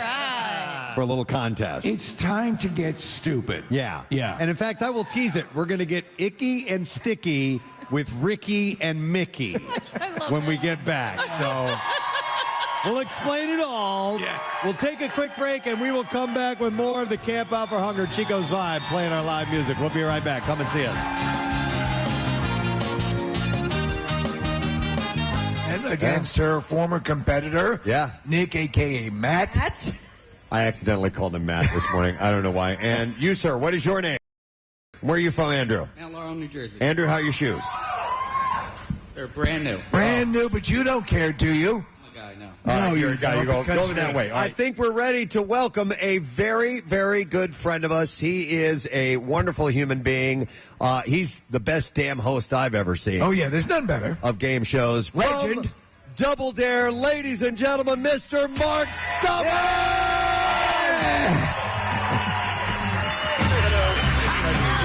There you go. One of these must work. Yeah, we have no idea. Hey, Mark, how are you? You know, I'm fine. It's cold here. That's the one thing I've noticed. So, do we need to bring our contestants out, Mark? You ready for that? Yeah, where All are right, they? Let's get them out here. Nick, Kathy, let's see if your audio's working. Nick, can you hear me? Nick, is your audio working? No, not yet. In and out. Okay, that's all good. All right. Nick, introduce me to your partner. Okay, yeah, my partner is Andrew, who we met a minute ago, and then the girl is the girl, and I forget her name. Get close to the microphone, please. Katie. Katie. Katie. There we go. All right. There we go. So Very normally, I ask the teams to come up with team names, but I'm going to give them the team names today. My favorite team name ever when we were shooting here in Philadelphia, the kids would make these up. So I want the girls team to be the Bodacious Tatas. Oh, Bodacious Tatas for the ladies team. Somehow All right, they all right. Let's do that back in 1986. And we'll let... why did you call him Matt? I don't know. I had a brain fart and I just called him Matt. All right, so we're Team Matt. The Matt Man. No, Yeah, the Matt Man. The Matt Man. Yeah. I was going to call you the Flaccid Richards, but whatever you want. All right, whatever you want. Yes. Richard. All right. The limp. Yeah. All right, you perv. All right, so your handheld mic should be working. Should be here. Oh, good. We're There back. you go. All right. All So right. here's what we're going to do, guys. We're going to start with a toss-up outside for 10 points. We're going to come in and do some questions. Whoever has the most points at the end of this little thing gets to run the obstacle course for, I guess, fabulous prizes. So join me outside. We're ready to go. Okay. Hi there. We have some WMMR helmets on with buckets on top. And around the other side, we have squirt guns with, of course, French dressing, ladies and gentlemen. Giant squirt guns squirting the French dressing on the other side. You guys must catch as much of that as you can on the top of your helmets and drop it inside this container. At the end of 30 seconds, whoever has the most French dressing gets 10 points and control of round one. Audience, help them out. Cheer them on. We want to make sure everybody's all buttoned up in there and make sure the helmets are connected. We're having a little trouble with Katie, so we're going to delay it here just for a second. French dressing, one side of the stage to the other, into buckets, pouring it in. The most at the end of 30 seconds will get 10 points in control of round one. Listen to Mark How operate. bad. He's so good. Mark, how the hell did you do this for decades? 35 years. We can't. All right, everybody, cheer them on. Good luck. On your mark, get set, go! Here we go, and we're squirting French dressing from one side of the stage to the other, ladies and gentlemen. They're getting drenched. You're going to have to move a little bit quicker than that. We're going to see at the end of 30 seconds who has the most important of their container. So far, it's a major disaster, ladies and gentlemen. Shooting it Keep straight on into going. the container. That's it. Yes. Oh, you got some. Yes. Keep on going. Another 15 seconds. We're going to see how we do. Yeah. Oh, man. It's too bad you're not watching this, ladies and gentlemen. Nothing is more colorful than bright orange day glow dressing going from one side to the other. Count it down. 10, 9, 8, 7, 6, 5, 4, 3, 2, 1. Stop right there. Stop right there. I did the whole bucket. God. Let's see how we're doing in there. Wait, where were you aiming for the thing on the ground? Yeah, we're trying to pour it in. Take your bucket off. Pour as much as you can in there. I'm going to may have to make a judgment here. Yeah, I think you're going to have to, Mark. I don't think any of it got in the bucket. Sure I won. Oh my God! Like I'm going to say that the Flaccid Richards won by a hair. So the Flaccid Richards, 10 points. Come inside. Let's play some double dare. All right, 10 points for the guys. By the way, you get ready for the aroma of French dressing. Yes, yeah. I happen to like French dressing. I do too. Okay, guys, this is it. If you can't answer, you can dare them. Then you guys can double dare them back, or we have to take a physical challenge. John Legend is married to what Instagram icon and lip sync battle colorful commentator? It's worth 10. Yes. Chrissy Teigen. Chrissy Teigen is right. You now have now. First of all, it's for the guys. Yeah. Okay. So sorry, you didn't know that. So even though you knew that answer, nothing happened. So we're going to give it to. We're not playing it. that was a good test run. It was a good test run. Yeah. And we know that Katie is smart, but Katie, it's not your turn. Okay. Chrissy Teigen. This is there you go. So the Flaccid Richards have control. What shoe company is named after the Greek goddess of victory? Nike. Nike is right. You now have 20 points. Here is your next question, guys. Who's the first African-American woman to be named principal dancer with the American Ballet Theater? It's worth 10 or you could dare them. Could you say it again? Yes. Who was the first African-American woman to be named principal dancer with the American Ballet Theater? You got 5 seconds, or you have to dare the ladies. Oh, it was the lady that could shoot ping pongs at her, Nanny Hoo Hoo. We talked about her. We did, yeah. 5, 4, you going to dare them? We'll dare them. All right, ladies, have the answer, or you can double dare them back. No idea? 5 seconds? Twyla Tharp. Twyla Tharp is wrong. The answer is Misty Copeland. 20 points goes to the guys. They now have 30. Actually, they have 40. They're in a big lead here. Okay, guys, here's your question. It is a tradition for the winners of the Indy 500 to drink a cold bottle of what at the end of the race? Milk. Milk. You now have Nice 50. job. You're walking away with this thing. This is fantastic. All right. Who played Fred Mertz on the old I Love Lucy show? It's worth 10. You could dare them. You want to dare? It's the guys. We'll dare them. Okay, Dare. ladies, who played Fred Mertz on the old I Love I don't Lucy know. show? Do you know? Or you could double dare them back? Double dare. Guys, have any idea? No idea. It was William Frawley, and you guys have to come out and take a physical All right. challenge. Come on out. Here's what we're going to do. All right. I'm going to put the balloons over here. All right. And Matt, if you could... You bet. I'm going to call you Matt. That's fine. Okay, ladies, you're over here.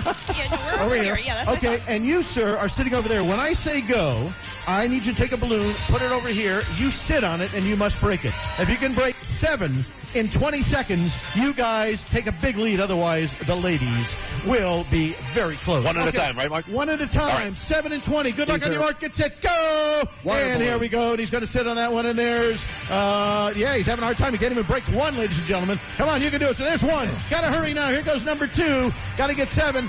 Not happening. Maybe it's because it's the cold. There's 2. Keep on going. You got 10 seconds. Here goes. By the way, I have a broken leg, so this is fun. There you go. And 5, 4, 3, 2. We broke the chair. They didn't do it. The ladies get 40 points. Let's hear it for the ladies. The Bodacious Tatas are back in the game. It's 40 for the Bodacious Tatas and 50 for the guys. What hit TV comedy features 4 geniuses who all work at the California Institute of Technology? It's worth 10, and you could dare them. Big Bang Theory. And we have a tie game, ladies and gentlemen. 50 to 50. Ladies could take the lead on this. What talk show host is famous for a series of viral videos called Carpool Karaoke? Is that for us? That's for the ladies. Oh. They can take the lead. It's 50 to 50. 5 seconds, or you can dare them. Kathy knows this. Dare. Dare, guys, get 20 points to the lead. What talk show host is famous for a series of viral videos called Carpool Karaoke? Or you could double dare them back. We're going to go with James Corden. You're right, and you got 20 points, and you now have 70 points. All right, you're doing well, you're doing well. Guys, what continent contains the most countries? It's worth 10, you could dare them. Let's go with... If you don't know, it's better to dare. Let's dare. We'll All dare. right, for 20 points, ladies, what continent contains the most countries? Or you could double dare them back. My guess would be Africa, but it's up to you. Up to you. We'll go with Africa. You are right. Romano. We have a tie game, ladies and gentlemen. Tie game. Ladies could take the lead right here. Often mistaken for Zelda. What is the name of the hero in The Legend of Zelda? It's worth 10. Got to go back to your childhood. Kathy didn't have a childhood. Link? Link is right. Yes! Baby. Yes! In the movie The Kid Who Would Be King, what sword, once held by King Arthur, does Alex pull from a stone? It's worth 10. Give you a really good lead. Excalibur. Or you could, dare them. Excalibur? Excalibur, but it's not your question. Oh. I'm going to give the points to the ladies. Nice going, Matt. Nick is so generous. I mean, Matt. Way to go, Matt. All right, so it's 80 for the women, 60 for the guys. What Muppet is Dr. Bunsen Honeydew's faithful and often electrocuted lab partner? It's worth 10 to dare them. I know you know this. I don't know. Gonna dare them?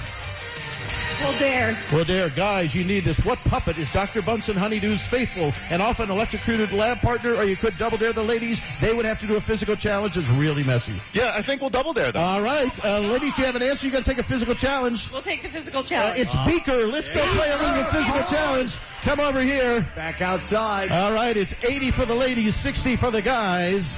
I've got some eggs over here.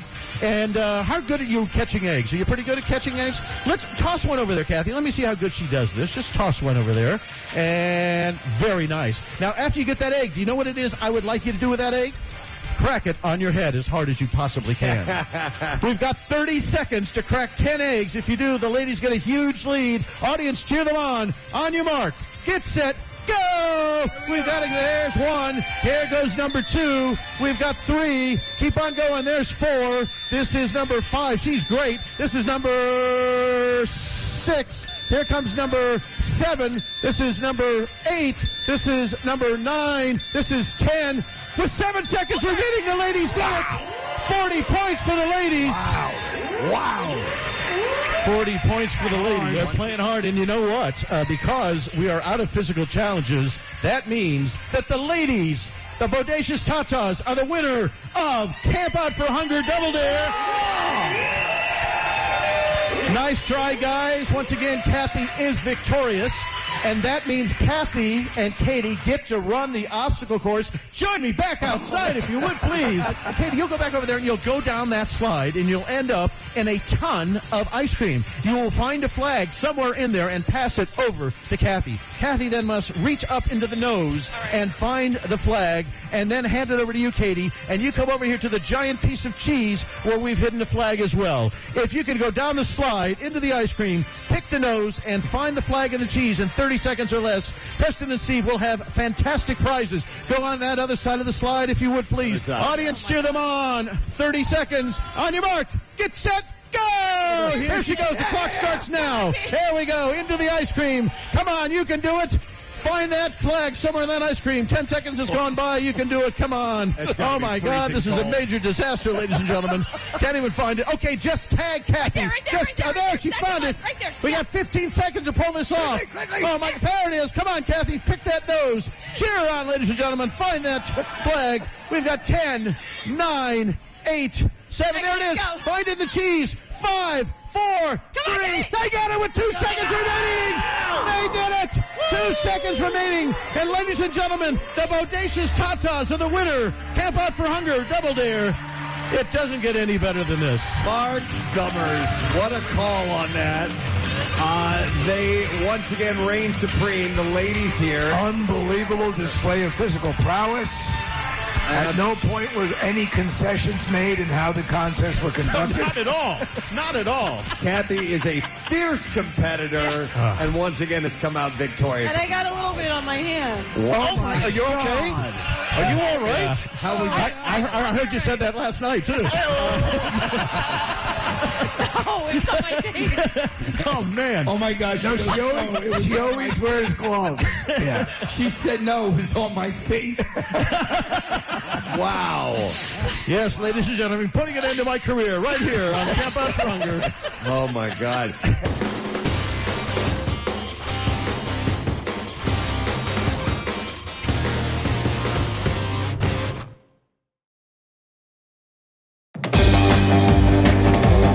WMMR. All right, thank you very much, Kathy. Yeah. Oh, my God. It never fails to impress. I don't mean this as an insult, but Nick McElwain looks a little like Fat Elvis right now. Oh, that's a new one. That's right, man. Yeah. Look at me, man. I love them donuts. Right before he died, Nick is wearing a full white jumpsuit right now, and we'll explain in a little while. Casey has on the same, although he managed to cover himself in a poncho as well. Nick, that was an operation. This didn't work? Futility. No. It doesn't. Oh, you ripped it. No. It's fine. Which means we're going to have some fun outdoors here in a little bit, as we try to do at least one somewhat little stunty thing each day. Yes. Just to have some fun. I mean, we have this facility. We got toys to play with. We may as well use them. That's the whole purpose of being down here is to do stupid things. Yep. So we're gonna get that away in a little bit, but something a little more serious and enjoyable. We're gonna do first. We're gonna welcome to our microphones a couple of people who are gonna make a donation, and we have yet another president and CEO. I think we've hit the record for president and CEOs in one day. At the beginning of the camp out, clearly. Yeah. So in our thank you. We have our presidential music. Oh, I thought it was coming from Chico's Vibe. Casey's playing it. We would like to welcome from Leidy's this morning, Chris Mulder, who is the president and CEO. Good morning. Good morning. Good to be here. Camp Out Rookie. Oh, thank you for being here. And we also have the director of commercial operations, Mr. Travis Knapp, who is here too. Good morning. Thank you. Nice to see you guys. Thank you for being here. Great to be here on day one. So thank you for having us. You're a rookie here, right? Camp Out Rookie. Yeah, we've been working with Philabundance for a number of years, but Camp Out came on our radar this year, and we decided to get involved. So great to be here. We couldn't be happier. Am I saying Leidy's correctly? You know what? I was going to help clear that up. I've had a number of people ask me as I've been walking around. It is Leidy's. We have like, you know, a lot of people say Leidy's, but we have fifth generation family members still working in the business out there in Souderton, and they pronounce it Leidy's. So I'm going to keep doing that. All right. So, yeah, follow the lead. Don't rock the boat. Now, we appreciate your guys' participation, and tell people about Leidy's if they haven't had a chance to experience it. Yeah, Leidy's has been part of the Philadelphia fabric for 130 years. In fact, 2023, we are celebrating our 130th year in business at the same location out in Montgomery County. So, founded by the Leidy family in 1893, and when they started bringing their pork products to the Philadelphia markets, and we've been there ever since. And exciting year for us this year. Thank you. Yeah, we love the family owned and operated. Yeah. Yeah, it was super exciting year for us. The family ran the business for 115 years, and then it turned over to some out-of-state owners who really weren't that invested in the community.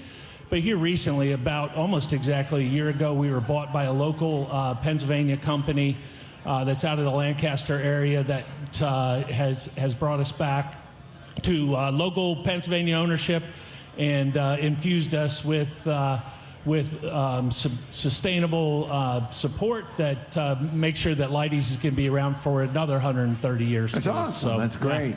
Wonderful. And the advertising phrase is not your grandmother's pork. Yeah, we just rolled that out. All right. And so ultimately, I think people can identify this. I think pork went through a period of time when it was, I would say, overcooked and very dry, and so we don't want you to think about your grandmother's pork. We want you to come in and pork and my grandmother are two things I don't really want to associate with. You walked into that one. She smelled like mothballs, and I accidentally saw her topless once in Flagler Beach. And but your products, however, are amazing. Thank you very much. Do you have a favorite? Do you guys have a personal favorite a product? Either a cut of pork, or what is your favorite at Leidy's? This time of year, you can't go wrong with a Leidy's ham for your holiday table. There you go. Good point. I would say. Absolutely. I have to point out that bacon does make the world go round, though. Bacon makes the world go round. It's the most powerful pork powerful product and mysterious. Yes. Powerful and mysterious. Yes, it's amazing. What can't bacon do? No, it's from God. No, we appreciate your guys' support. It's wonderful to have you on board, and we're looking forward to hopefully a future partnering with Leidy's. So you would like to make a donation this morning? We would. I'm going to turn it over to Travis. Let him tell us what we've done.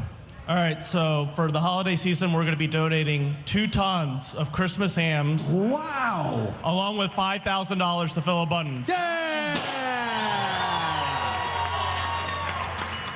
2 tons of Christmas hams. That's astonishing. And $5,000 going to Philabundance. That is fantastic. Wow. Thank you so much. And this is a company-wide effort. You guys got everybody together and said, here's what we want to do? Yeah, this is what we want to do. And I'd say this, while we're rookies, we'll be back next year if you'll have us. Absolutely. And I think we can do more. We have some ideas where we think we can help the cause even more. Sure, we can get our grandmothers involved. Yes.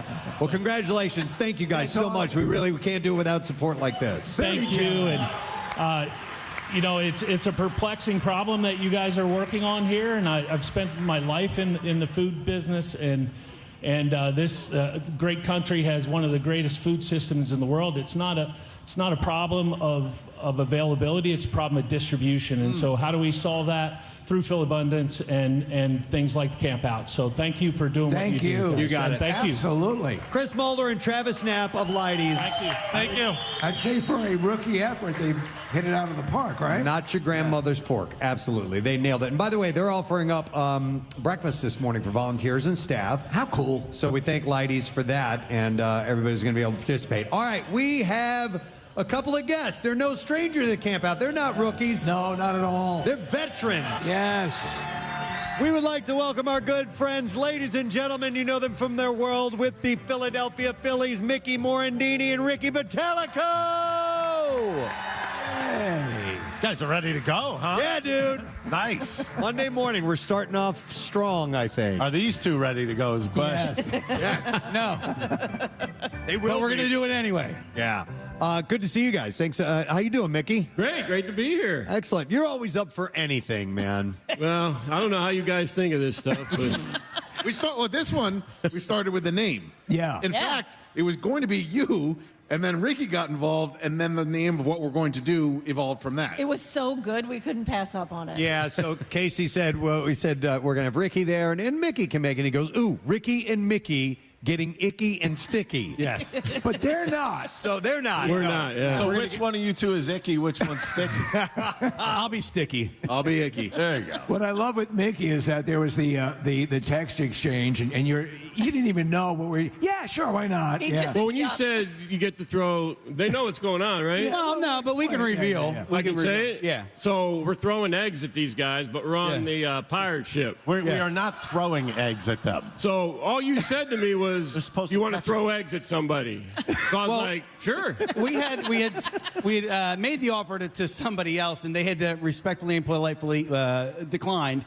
And then I texted you. I said, "Do you have a problem with chucking eggs at me?" And Right. and your simple response was, "Nope." Yeah, that's right. Yeah. Nope. How does Love it. Kathy always dodge this, by the way? I just say no. Yeah. Is it that easy? We don't even ask. We don't even ask. Yeah, We already know what the answer is.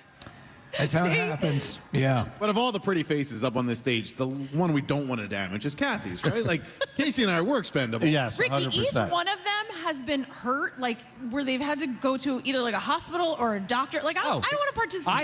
I had to get X-ray guided spinal injections last year for this stupid thing that we did on an inflatable ride. That I actually at one point said, "I don't want to do this. I'm going to get hurt." And then Preston was like, "You're a pussy." And then I said, "Okay, I guess I'll do it."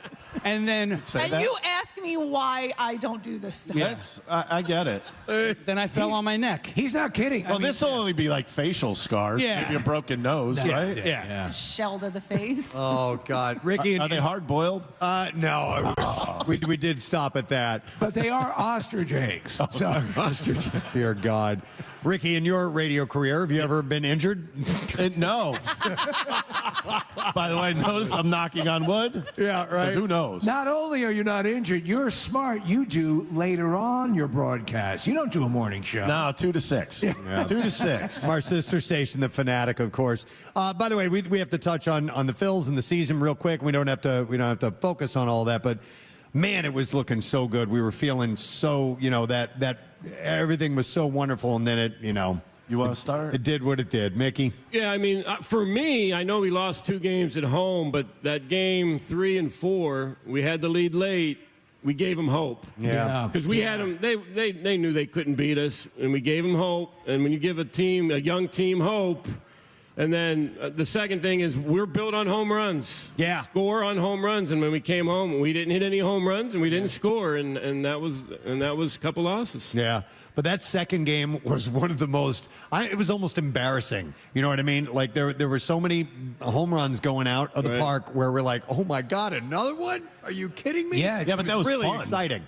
Oh, it was fun when that happened. Oh my God, yes. But it's not so fun when they cool off. Yeah. I mean, in my opinion, that's exactly what happened. You have 5 superstars on this team. Mm-hmm. They were 3 for 36 in the last 2 games. I mean, all honesty, whatever team that happens to, you're not going to win. Yeah, leading up to this interview, I thought I was ready to talk about this again, and You're not. You're still sour, aren't you? I know. It's not fun to bring it up. I mean, Well, the other thing, you only get so many opportunities. yeah. yeah. And this team's starting to get a little bit older. Yep. They are. I mean, they have probably a handful of guys in their, 30s already. So that was a huge opportunity because I really believe if we go to the World Series, we beat Arizona, I think we win easily. Yeah, I really do. you have to remain positive and realize that many of us will be dead before another victory occurs. Yeah. So, yeah. No, I mean and I think last year it was like it was a World Series loss, it was a Super Bowl loss, it was a MLS Cup loss. Yeah. And then this Sixers getting ceremoniously ousted in the second round. like the thing that hurts me the most is I know how hard it is just to get there, right? 162 games just in the regular season alone, and so that's what hurts me the most because there are so many variables that plays into the success of a season. Absolutely. I think people fail to understand that there's only one team that goes home happy in every sport every year. So is there a case to be made? We obviously you try to lick your wounds after something like this, but the fact is we went a long time without ever even getting into October, and that alone, as Preston has pointed out, we all have said, the excitement that you get in the postseason is certainly something to cherish. You want the victory, but you're right, only one team wins. You can cherish anything you want. But I mean, when it starts happening year after year and you don't come up with that big prize, I don't know how long that lasts. I'm still in shock by all of it. I mean, honestly, like the way that it ended was so surprising to me. Mickey, you alluded to it, like coming back up 3-2. You take Game 5 in Arizona. You're like, all right, we're going to win at least one of the two at home. Yeah. I'm still surprised by it. And getting the World Series is obviously the ultimate goal. Mickey, what do you think happens in the offseason? There are a few different question marks, especially Aaron Nola. It looks like Hoskins is gone. Yep. Because from what I understand, Bryce wants to play first. The biggest thing right now is Nola. I mean, there aren't too many pitchers out there that give you 200-plus innings, every year, win ball games, take the ball every start. Yeah. The biggest thing is going to be years with him. He wants, I think, from what I understand, 6 or 7 years, and I don't know if the Phillies are willing to go there. So how you combat that is you give him more money per year and take off some years. I don't know how they'll work it out, but there's just not a lot of pitchers out there that can give you what Nola gives. Well, that's why I like listening to the best show ever in the afternoon because, Ricky, you have firsthand experience. Yeah. So you can not only, this is a baseball player, but as a pitcher. So, you speak with experience and you have knowledge on everything. Knowledge that I am, I only have because I hear what you say. And so I heard you talking about, Nola, how he performed in the regular season. It didn't really speak well for him as far as, contract is concerned. And then he had the playoffs that he had. That bumps up everything. Yeah. I mean, I don't care who you are. I mean, whenever your team goes to the playoffs and you have something to do with their success, you're going to bump up your contracts. But, I mean, you look at Aaron Nola. Look at his historical numbers from the Phillies. They are in the top 10 in everything. And I'm talking everything. This guy has been a gem. And he's also been... And nobody believes it here for some reason. He's strong. He doesn't miss time. Two ways to look at that. Okay. Either he's going to blow out soon, or they think he's Superman and he makes it all the way through another contract. That is the big gamble. That is the big thing. And as you said, sometimes in any time someone is coming up or their contracts are being discussed, if you hit a peak just before that, even if, and his record is impressive, but even if it wasn't, they're all going, I wonder what we have here. And so it's a big gamble. That's a lot of mileage. It's a lot of mileage. I love to use that term, a lot of mileage. I think Mickey's right, though. If you're looking for 6 or 7 years, don't come looking here. Okay. I don't think that really plays into the Phillies' game plan. As a matter of fact, I think I brought up last week that, okay, if he's going to do that, then go get Sonny Gray for 3 years, re-sign or extend Wheeler. So there you have a 1 and 2 for at least the next 3 years. It's so funny to me how the money works because you look at the contract that Bryce Harper signed 4 or 5 years ago at this point for $330 million, and now you look at it in 2023 and people consider it to be a bargain for that amount of money. But what they got for the guy and what he's delivered, I mean, aside for those last 2 games in the playoffs this year, what he brought us last year, it is remarkable that $330 million on this market is a bargain. And any pitcher you sign for 6 or 7 years is going to be a gamble. And I don't think there's any pitcher out there right now that I would say, I would sign him for 6 or 7 years. I don't think there's one out there that I would do that with. So we'll see what happens. But there's a lot of people who are very interested in Aaron, that's for sure. Do you think the pitching staff could benefit from throwing eggs at people? Right. Is that something that could help? It wouldn't hurt. It would help their command a little bit. Why don't we contemplate this while we do that very thing? Nice. All right.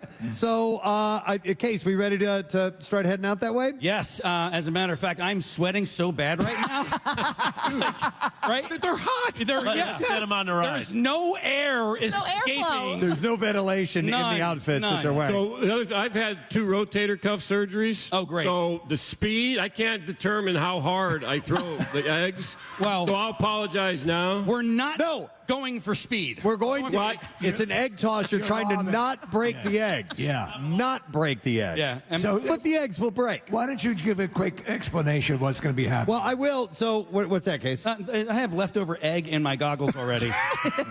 From last time we did this. I guess. Yeah, I somebody guess already lost over the practiced. eggs and goggles. We're gonna do an egg toss contest on the Pharaoh's Fury ride. It's the ship that got rocks back and forth. So here's what we're gonna do. We're gonna send Ricky, Mickey, and Casey out. Nick's Not Nikki?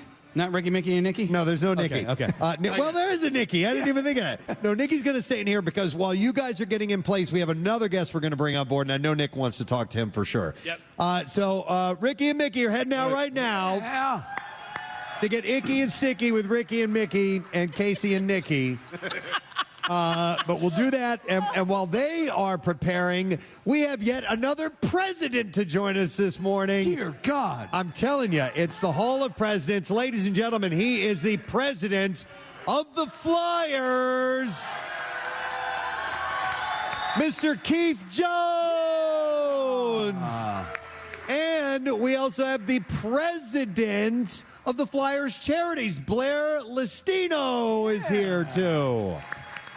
Scoot on up to get it close to that microphone there, please. All right. Yo, Jonesy, how you doing, buddy? I'm doing great. Preston, what's going on, buddy? They're just down here doing our thing, trying to get the food and make a collection by the end of the week. Yeah, you guys are doing a great thing here. This is awesome. Great to see all the people that are out here. Great to see all the people that have been on the air.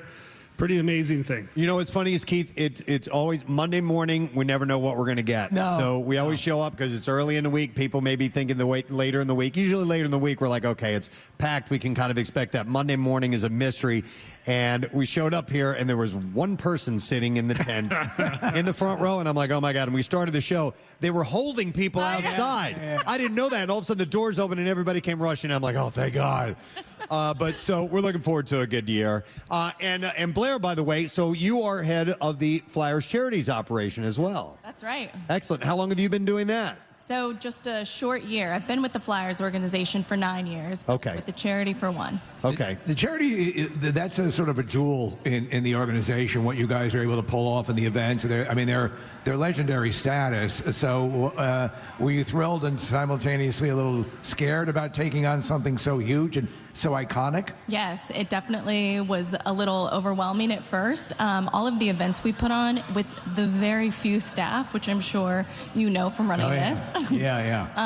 So we put on the amazing events. The Carnival everyone knows about actually goes on sale next week at flyerscharities.com. Oh, excellent. Yeah, it's this year it's March 17th. It's on St. Patrick's Day. So there will be some sort of themes and giveaway related to that. Oh, that's fantastic. Yeah. Excellent. So we'll remind people as we get a little bit closer that that event is coming up. But tickets go on sale next week? Next week, yeah. This week we actually have Casino Night. It's the second annual event. It's held at V on Broad Street in Center City, and all the players are there. Coaches, Keith will be there. And last year I was playing craps right next to Travis Konechny and his wife. It was really fun. That's cool. Yeah. Excellent. It's a really fun event that raises a lot of money for charity. So wonderful. Yep. Keith, how's your tenure president been so far? It's been great. Yeah. And the guys are competing hard. I think that expectations aren't particularly high for us around the league, but our guys are proving that we're going to be a tough night on a tough out on a nightly basis. So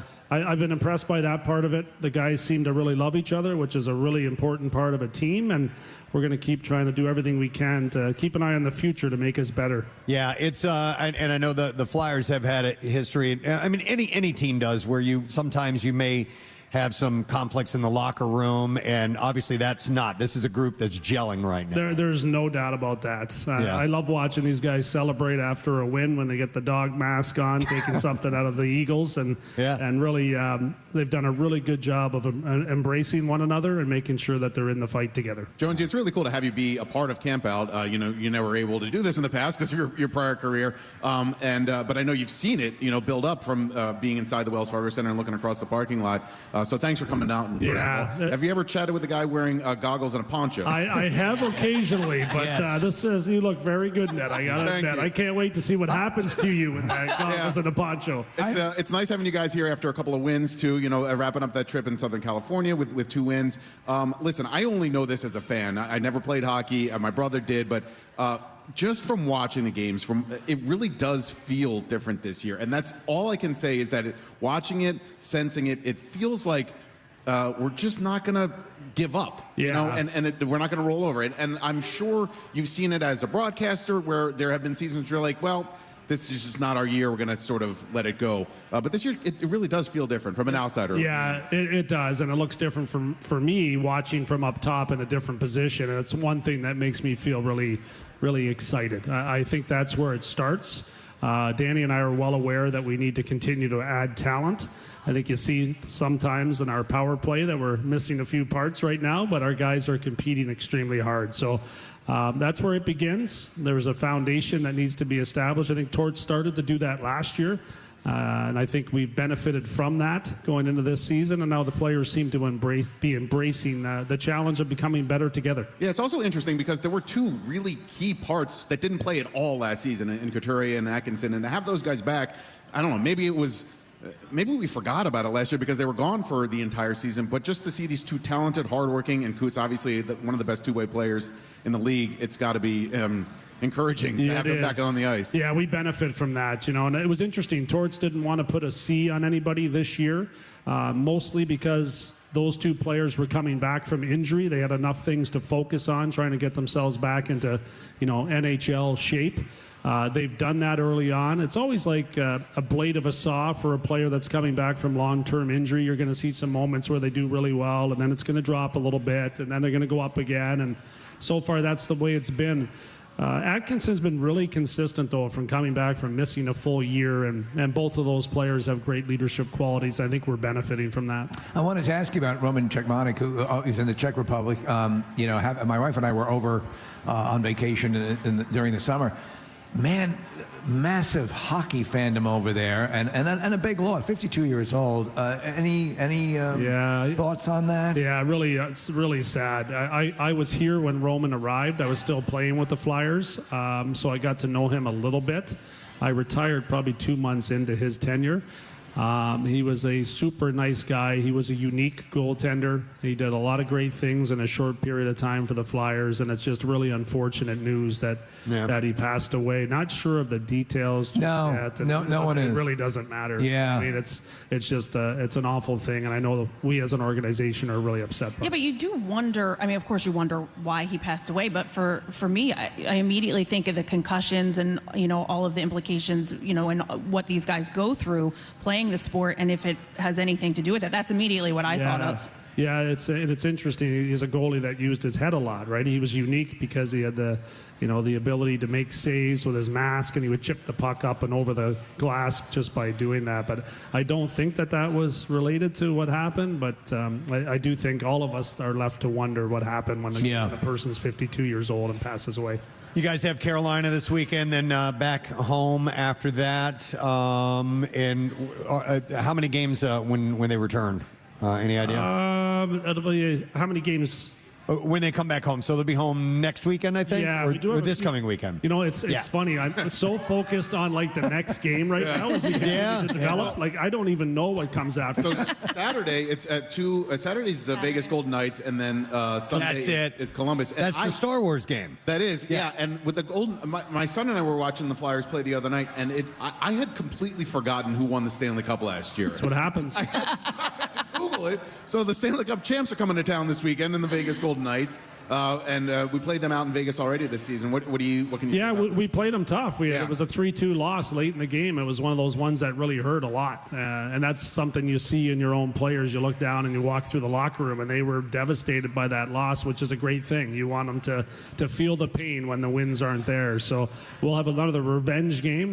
We picked up wins against Anaheim and LA, who beat us here in Philadelphia to start the season. So that was great. Our guys have proven that they're up to the challenge against some of the best teams in the National That's Hockey. Right. When you see them get angry, that's a fire that you can work with. Exactly. It's when that goes away that you're in in a bad way. And you think back to 2 years ago, the fire wasn't there after the losses, just from covering the team from a broadcast perspective. That wasn't the way it should be. It's getting back to where it should be. It's getting into a good place, and that'll allow us to move forward. Excellent. Well, we want to encourage Flyers fans, come down and see the the whole setup and make donations. And you guys have a donation, I understand, as well? We do. We have the Flyers charity is donating $5,000. Yes! And we have a giant check! Big check! Massive check. Oh, that's phenomenal. Guys, thank you so much. Thank It's you, guys. huge. And again, tickets go on sale for the Carnival coming up next week. Yep, and it's November not till March. It's going to be on St. Patrick's Day. That's right. That'll be huge. And you get great access to the team You at do. that event. There's you can get player signatures, you can get pictures with them, and Yeah. the earlier you sign up, the earlier you can register for those time slots. Sounds great. Excellent. All right, Keith, thank you Thank so you, much. guys. We appreciate you coming by. And, of course, very nice to meet you, Blair. Thanks for being here. Let's hear it for him, guys. All right. I think we're going to try to go outside now, and you guys may want to watch this, too. If you want to see how low human beings can sink. Yes. So Nick is on his way out as we speak. I don't know if you can actually hear me and report back, Nick. Can you? Yes, can you hear me? Oh, yeah. How about that? Super clear. Yeah, where are you right about now? We're going to have this pulled up on the monitors here in the tent so we can see. Ricky's ready. Yeah, he is. Is that Ricky singing that? Yeah, singing, yeah. So I'm going to head out onto the pirate ship, which looks great, the Pharaoh's Fury, and the lights are already lit up, which is awesome. What's up, man? Casey's sitting on one end. I'm going to join him, and then Mickey and Ricky are sitting on the other end. All right.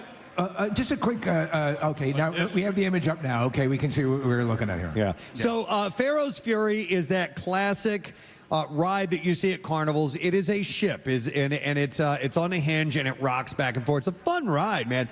You need to be sitting on the end. We'll be out there. Yeah. You need to be on the ends to really I don't know how these eggs are going to stay. get a feel for it. You don't know how the eggs are going to stay. Are we not going to drop all the eggs? How do not fall out? Well, we should do a test run off. Yeah, these guys have no idea that this is actually just a big joke. We're going to break 24 eggs on these guys. And they have All right. That very well could happen. Let me explain what theoretically is supposed to happen here. So at one end, we have Ricky and Mickey sitting next to each other. By the way, the name of the contest is we're going to get Icky and Sticky with Ricky and Mickey and Casey and Nikki. So Ricky and Mickey are sitting at one end. They have 24 eggs in their laps. At the opposite end are Casey and Nick. So each one has a partner that they're trying to, in a classic egg toss, throw the egg from one end to the other and catch it without breaking it and collecting it. At the end, whoever has the most amount of unbroken eggs will win. Now, this ride is going to be moving, and you know what this ride is like. It's back and forth, and to be able to throw stuff and have it land where you want it to is going to be quite difficult. Plus, it's a pretty long distance. I don't know, Casey, how far would you say between you and our pitchers? I would say it's a lot farther than we had anticipated. I'm looking at, 15 yards? Yeah, that sounds about right. So I would say, Casey, the best time to do this is when Ricky and Mickey are at the zenith to drop it. No. Zenith means top. I don't think, because we drop it, that hits us. Maybe. All right, but you know what? You guys do however you feel is going to be most successful. How long is this ride? I got to pace my throat. It's 30 minutes. 30 minutes. Hey, shut up, everybody. I'm trying to give you the rules here. Here's what we're going to do. They'll start the ride, and I will tell you when to start tossing the eggs, okay? Come on. So don't start right away. We want to make sure that this is as difficult as possible. That's the whole idea behind this. We're playing winter rules. Yeah. So did you guys get that? Preston will give we heard them. The go-ahead. Preston, I sense that Ricky is approaching this in a very sadistic way, while Mickey is a little bit more benign. Oh, I think it's the other way around. No, it's definitely the other way around. Yeah. Oh, all right. No doubt. And by the way, can I change my name to Dickie just for this thing? Yeah, All right, cool. Nicky and Dickie Okay. and Mickey and Ricky. I love it. That's perfect. All right, so why don't we try this? By the way, Casey. Try it.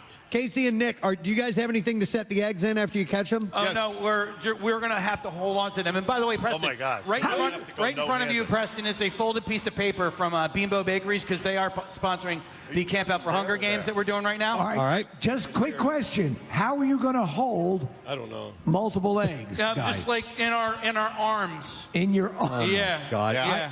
I told you guys to have some baskets or something. No. But we decided to do it this way because it's going to be Just for the record, harder. there's probably not going to be a lot of eggs that That's you have to put exactly in what I was thinking. Okay. Yeah, if I catch two.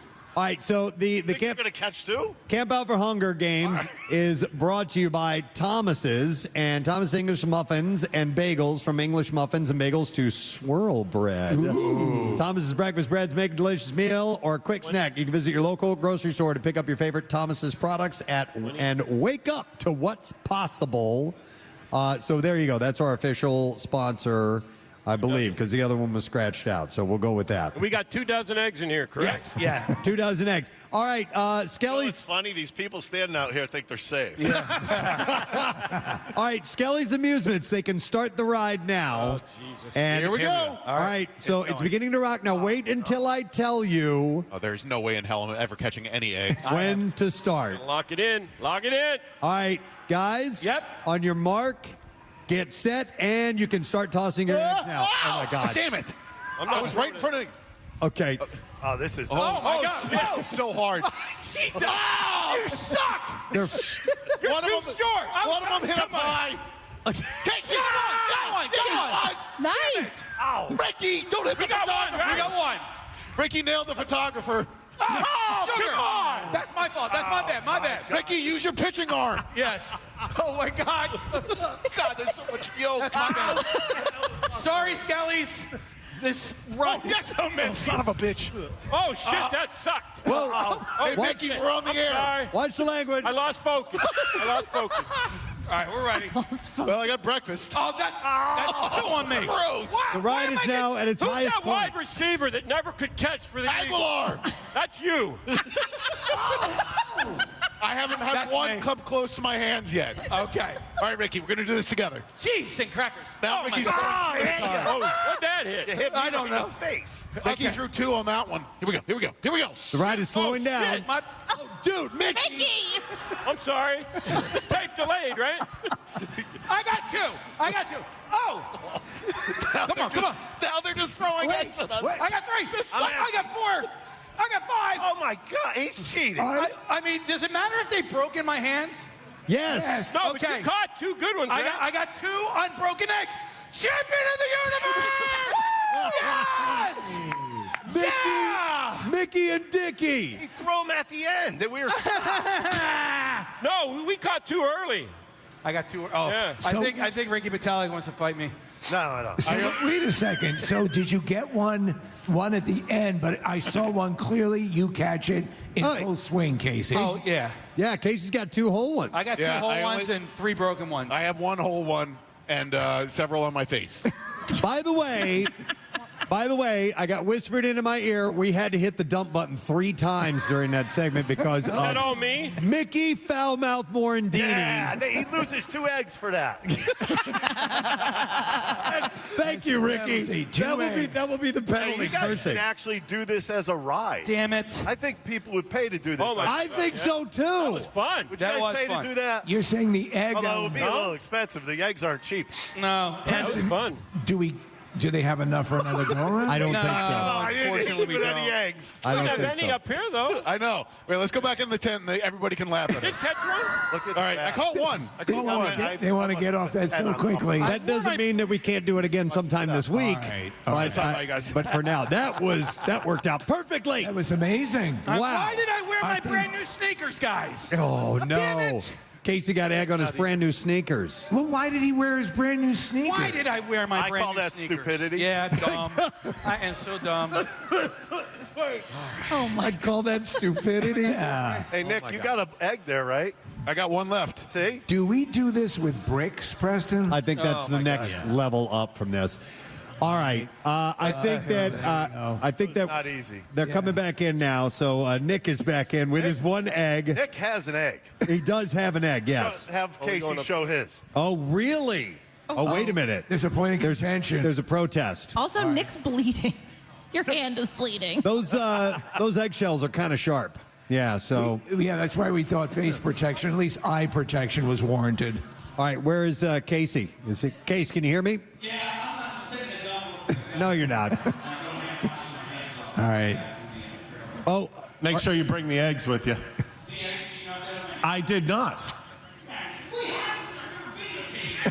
I will say I was concentrating so much on the egg tossing, I didn't even realize I was on a ride. Yeah. I completely agree with him.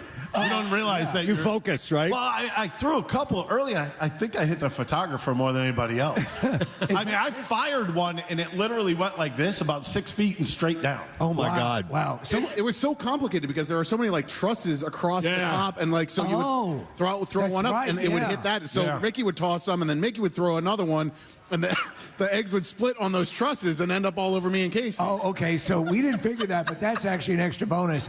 But both you guys, we had a shot at both of you. You cleared those, and seemed to go right at the beginning. So you placed them perfectly. I only caught one cleanly. I got hit in the hands with a few other ones. I don't even know if Ricky threw those or not. I mean, they're not that. It was not an easy throw. Yeah. I'm not kidding you. All right.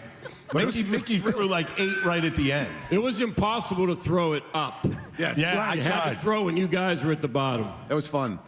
Nick, you're dripping, dude. I mean, like on your hand, your right hand. There's like. Go wash your hand. Yeah, please. go ahead. Look, I got blood. Go That Kathy told you when you walked in here. We injured him. Yeah. Oh, I missed that. There's more tissue right over there to her right. Look there. Kathy, hand him some tissues, No, he please, needs if you to wouldn't go mind. How about a nice applause for Casey? Look, he made it in. Look Yeah, Casey. Nobody's impressed with you, Case, today. Gamers.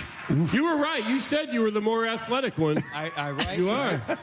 Although I did miss 2 You did, but clean that's all right. throws. That's my bad. My That's all bad right. altogether. But We won. Your head didn't miss it. Yeah, you've got got egg egg in all your head. over your hair. Really? Yes. Okay, one definitely. Again, we're on that ride. I don't even know I'm on a ride because I'm Right. just trying to catch eggs. So that's what they were saying. It Why was did my odd, finger- like your body knew where you were because Right. you were frozen in space getting ready to throw. And then I tried firing a couple when we were going up. Yeah. Forget it. Nope. Really? I don't know who was the photographer. I hit her a couple times. Oh no. Did you? They Poor just thing. go straight down. You don't Okay. understand. You guys got to try it. It's Marissa? a weird Yeah, thing, that but you was just fun. have to try it.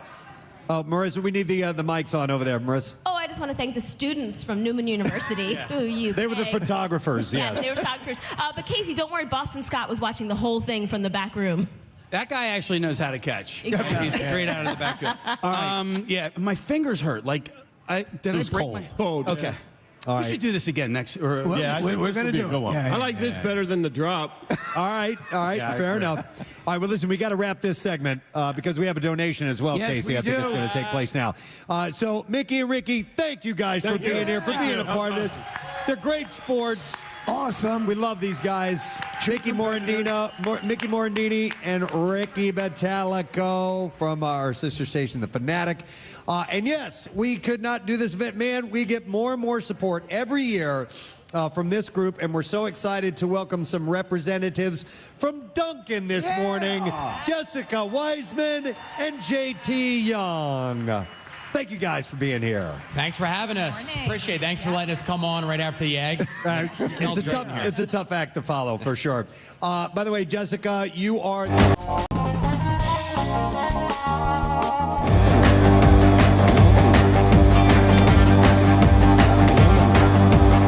That is the Congo line of CEOs we've had. Hang on a second. You are now president. Oh, there you go. Congrats. And then, JT, you're a franchise. You're a franchisee. Franchisees, not CEO, but a franchisee. How many stores do you own? 18. Well, there you go. God, wow. All over? Northeast Philadelphia, Lower Bucks, Bucks County. Remember Bucks Co? Yes. There we go, Kathy. Wow. Delco? Maybe Delco? No. But we have plenty of support down there. All of our franchisees are local, live local. Well, we have a lot of great. Every year, Duncan gives more and more to the event, and not only supplies coffee and donuts in the morning, but like these cool travel mugs that we have this year. People can come and get those while they last as well. And it's a perfect, nice little treat that people can grab as well when you stop by and make a donation, just to make it comfortable for you to come down here, and it means a lot to everyone, so thank you for all of that. And you guys have a donation on top of all this, correct? Yeah, prior to donation, so the first 200 listeners that come out for the camp out will receive one of those co-branded travel mugs, as well as some donuts. And then the big announcement today is we are donating 1,000 pounds of the best coffee on earth, Duncan coffee. 1,000 pounds of coffee. That's amazing. And by the way, did you guys bring your own confetti? Yeah. Was that you guys? Yeah, that was us. That's awesome. Those are badass confetti cannons. By the way, 1,000, I want to quantify this, 1,000, because we hear all these, people bring in 10,000, blah, blah, blah, this. 1,000 pounds of coffee ain't cheap, folks. No. It's actually a whole lot, so we do appreciate that, and that will go to great use for, obviously, Philabundance and the people who need a cup of joe in the morning, for crying out loud. Lord knows we do. Yeah, that is the truth. So thank you guys so much. Anything else you want to mention in the world of Duncan? No, we just really appreciate you guys having us out. I think MMR and all of the Duncan franchisees throughout the Philadelphia region are really dedicated to the fight against hunger. And, not only are we donating the coffee today, but Duncan, it's been a 13-year tradition for us. We're on our 13th year of our Roast Hunger campaign. So starting Thanksgiving Day and running through December 10th, for every large hot coffee purchased by our Duncan Rewards members, our loyalty members, Duncan franchisees donate $1 to the food banks in the region. That can add up. It is, yeah. Yeah, that'll add up. Exciting. Yeah, that's awesome. So it is our goal this year to raise $300,000 for 6 regional food banks in the area. And it's a program that's near and dear to us, been going on for 13 years. And over the past 12 years, the Duncan franchisees directly have donated $2.4 million to food banks in the region. Wow. So excited to make it even bigger this year. Awesome. You guys are great. You're the best. We couldn't do it without you. Thank you so much for your support, Jessica. Woo! Jessica Weisman and JT Young from Duncan. And the Duncan iced coffee dude is here, too. That's a pretty damn good-looking cup there. They did a good job with that. All right, I think after all that, we need to take ourselves a break, right? And did I hear a Philadelphia Eagle is in our midst? We have a giant slayer backstage. Oh, that's fantastic. So we'll talk to him next. We will take a break and come back, but we got room for you folks. Camp Out for Hunger. Next Xfinity Live Sports Complex will be back in just a moment. Chico's Vibe.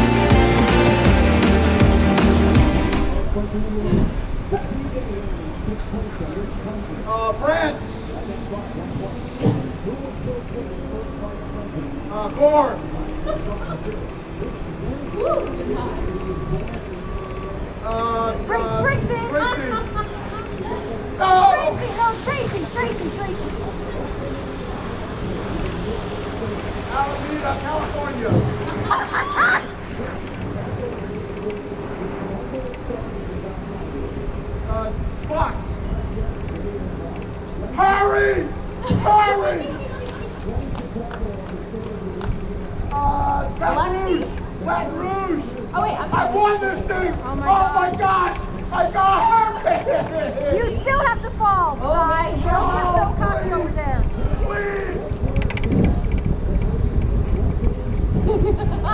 The bunch, bring a bunch.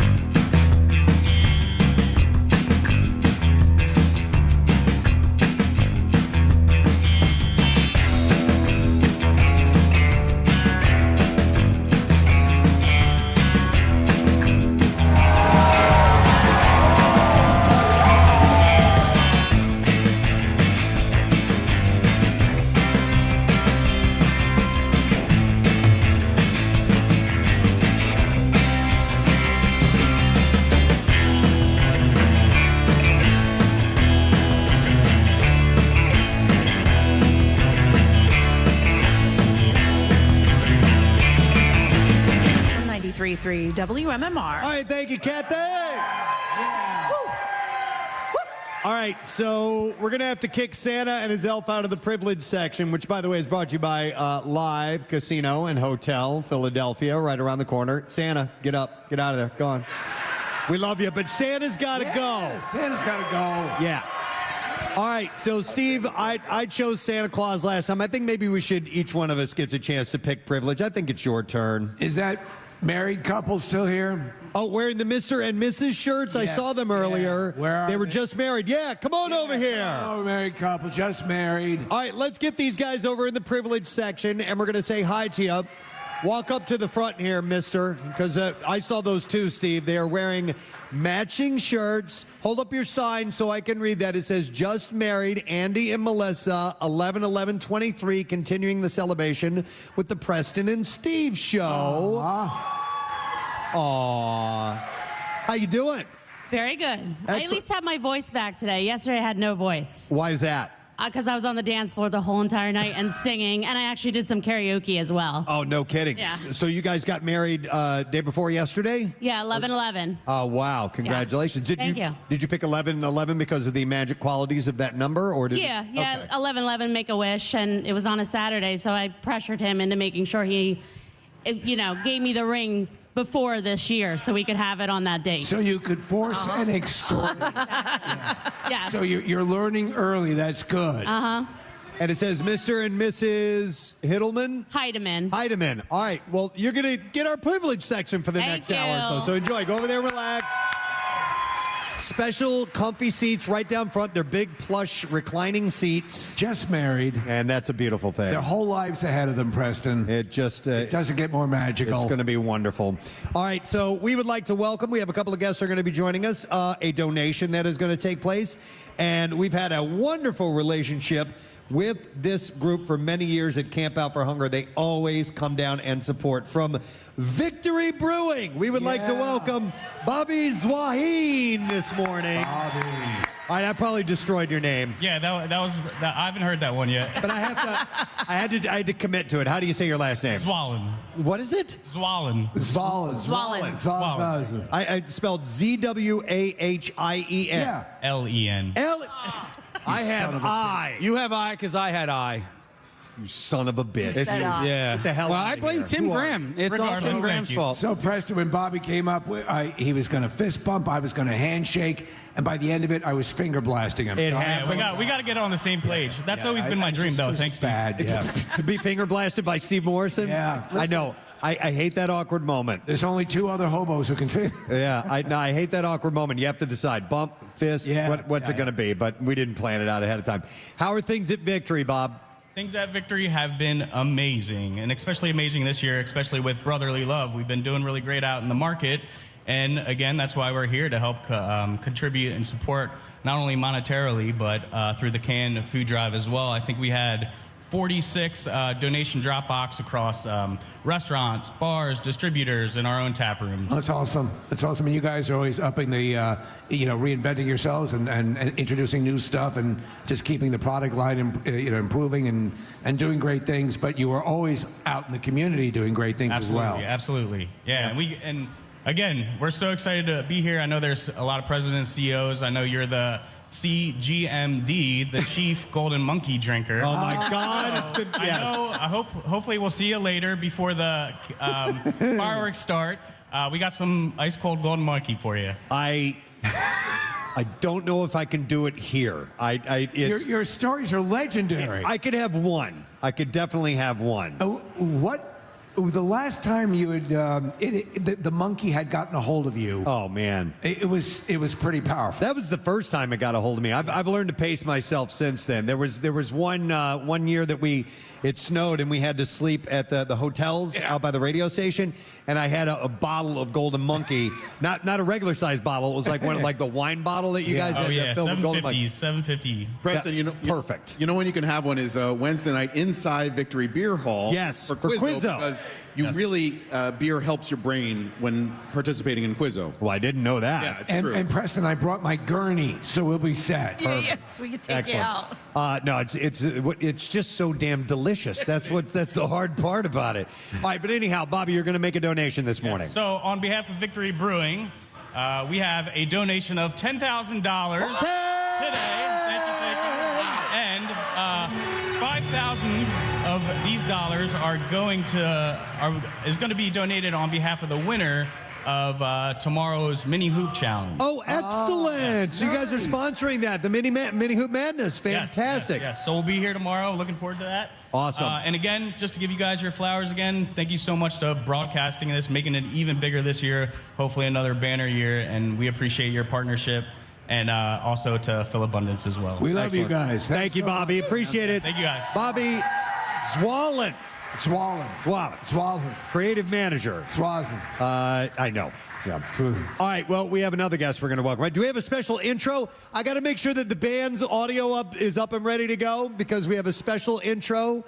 And Casey, am I ready to do it? We're ready to do it. Guys, strike it up. We'd like to welcome from the Philadelphia Eagles, Mr. Boston Scott.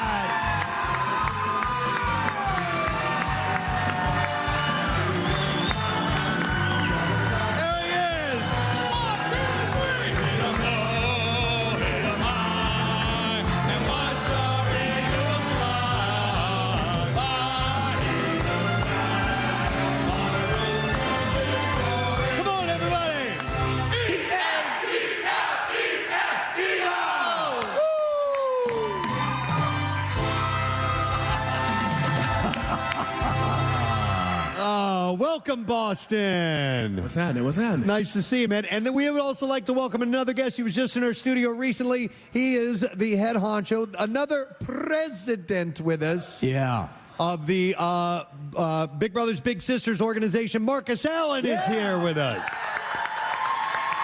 Welcome back, Marcus. Good to be back.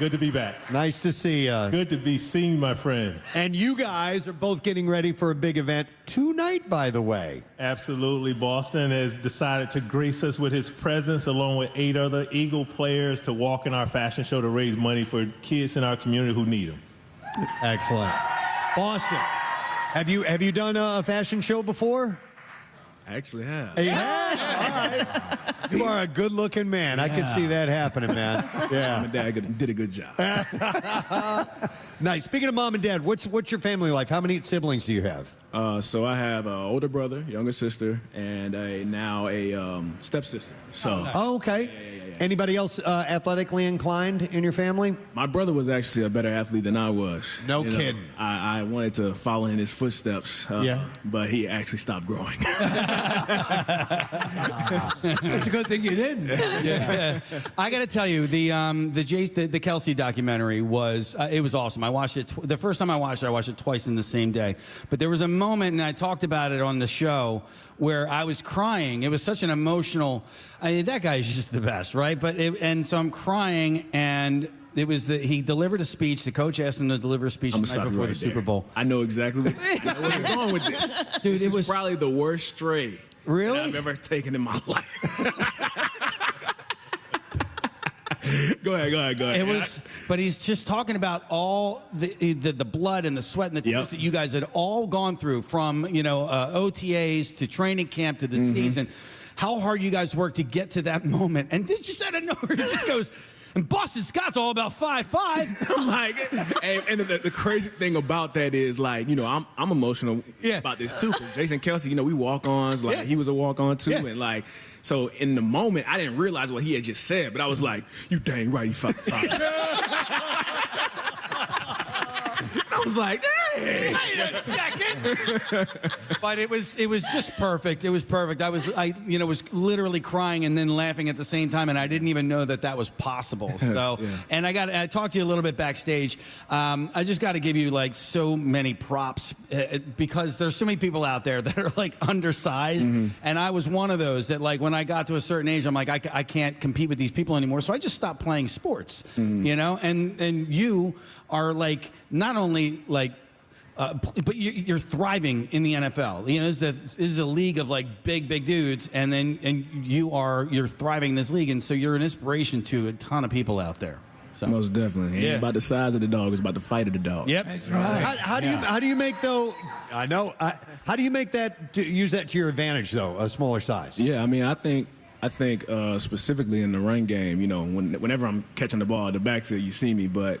You know, as a running back, I feel like whenever you understand the scheme, like how things are being blocked, you can use that to your advantage. You know what I mean? Because sometimes, depending on the defense, you know, linebackers actually are trying to mirror you. So if they can't see you, it makes them hard to make an accurate read, you know? So. Yeah. Hey, Boston, at what point, like when you're going through junior high and high school and then college and then to make it to the NFL, did you realize this isn't a disadvantage for me? Like, I can use this, and I'm good enough. I have enough other skills that my size is not going to be a disadvantage. In fact, it might serve as an advantage. Like, how old were you when you realized, I'm pretty damn good, and I'm going to be able to make it to the next level and then the next level?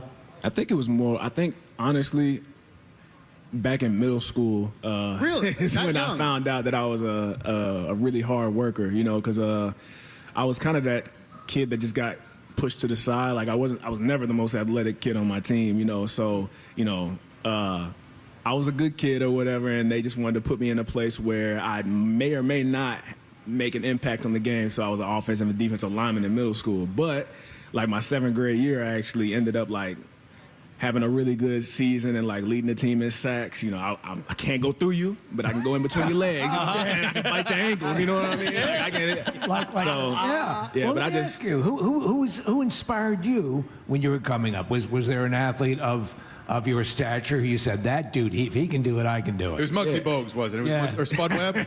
No, it was Barry Sanders. Yes, actually. Every time I went to my dad's house, he would like. Before he talked to me, he would look at me, but before he talked to me, like he would sit me down on YouTube and make me watch Barry Sanders highlights. Oh my gosh. But outside of that, most definitely Darren Sproles. Okay. Watching him do his thing. Were you the best player on your high school team? My senior year. Before that, like, no. Who was better than you? Like, so my junior year, there were 2 guys that were really supposed to go, like, because I think I might be the first in my school's history to go to the league. I don't know for sure, but yeah, I'm like one of the only ones out. And so those 2 guys that went before me, they were supposed to be the next big thing. And it didn't really work out for them, but yeah, so they actually ended up going down with some injuries, and I got some opportunities and kind of it's the took luck it and of the ran draw. with it. Yeah, it's crazy. I mean, you can have the talent and all that stuff, but also you have people in your life who supported you. Big Brothers Big Sisters is about that, about getting. You have siblings, and you have people who gave you good advice. Obviously, you talk about parents that did a good job by you. But speak to what the Big Brothers Big Sisters organization means to you and your association with it. Yeah, I think whenever you talk about what's most important for just the state of humanity is like our younger generations, you know what I mean? And so they're going to be the ones that are taking care of us one day. So like the things that we learn, the experiences that we go through, they don't mean anything if we don't pass them down. You know what I mean? So I really think it's important to always look to impart wisdom, the things that you've gone through, the mistakes that you've made, the good things that you've experienced, like to impart that wisdom to the younger generation so that they can learn, it can inspire them. But I just really think that that template is necessary in order for us to continue to progress in a positive direction. Just to know someone cares. Just to know that someone is really concerned about your well-being and helping you along. It makes all the difference in the world. How important was football as far as having structure in your life? I think it was really important, man. Like, I would say I thank my parents because, football wasn't my only, all my eggs weren't in one basket. Okay. Obviously, I was very short, so I wasn't putting all my eggs in that basket. But, they just encouraged me to, like, do as much as I could. You know what I mean? Do as many things as I could, be involved in as many things as I could. But, yeah, I mean, football definitely, that structure, that routine, a lot of the great players that I've heard from, because I was in New Orleans with like Drew Brees, and I've been around Darren Sproles, and I've been around Jason Kelsey, and those guys, we've heard about Steph Curry, from Steve Kerr, and like those guys all had structure and routines in their life, and that's what led them to be great at what they do. Does your brother still let you know that he's a better athlete than you? Nah, I let him know that he's a better athlete than me. Yeah, I'd like to see him play that game. So who are you playing for? I was watching the 49ers game yesterday, and they were chatting about how the 49ers got off to a 5-0 start and then had lost 3 straight. And I guess at one point, their head coach said that he felt that they were pretty good.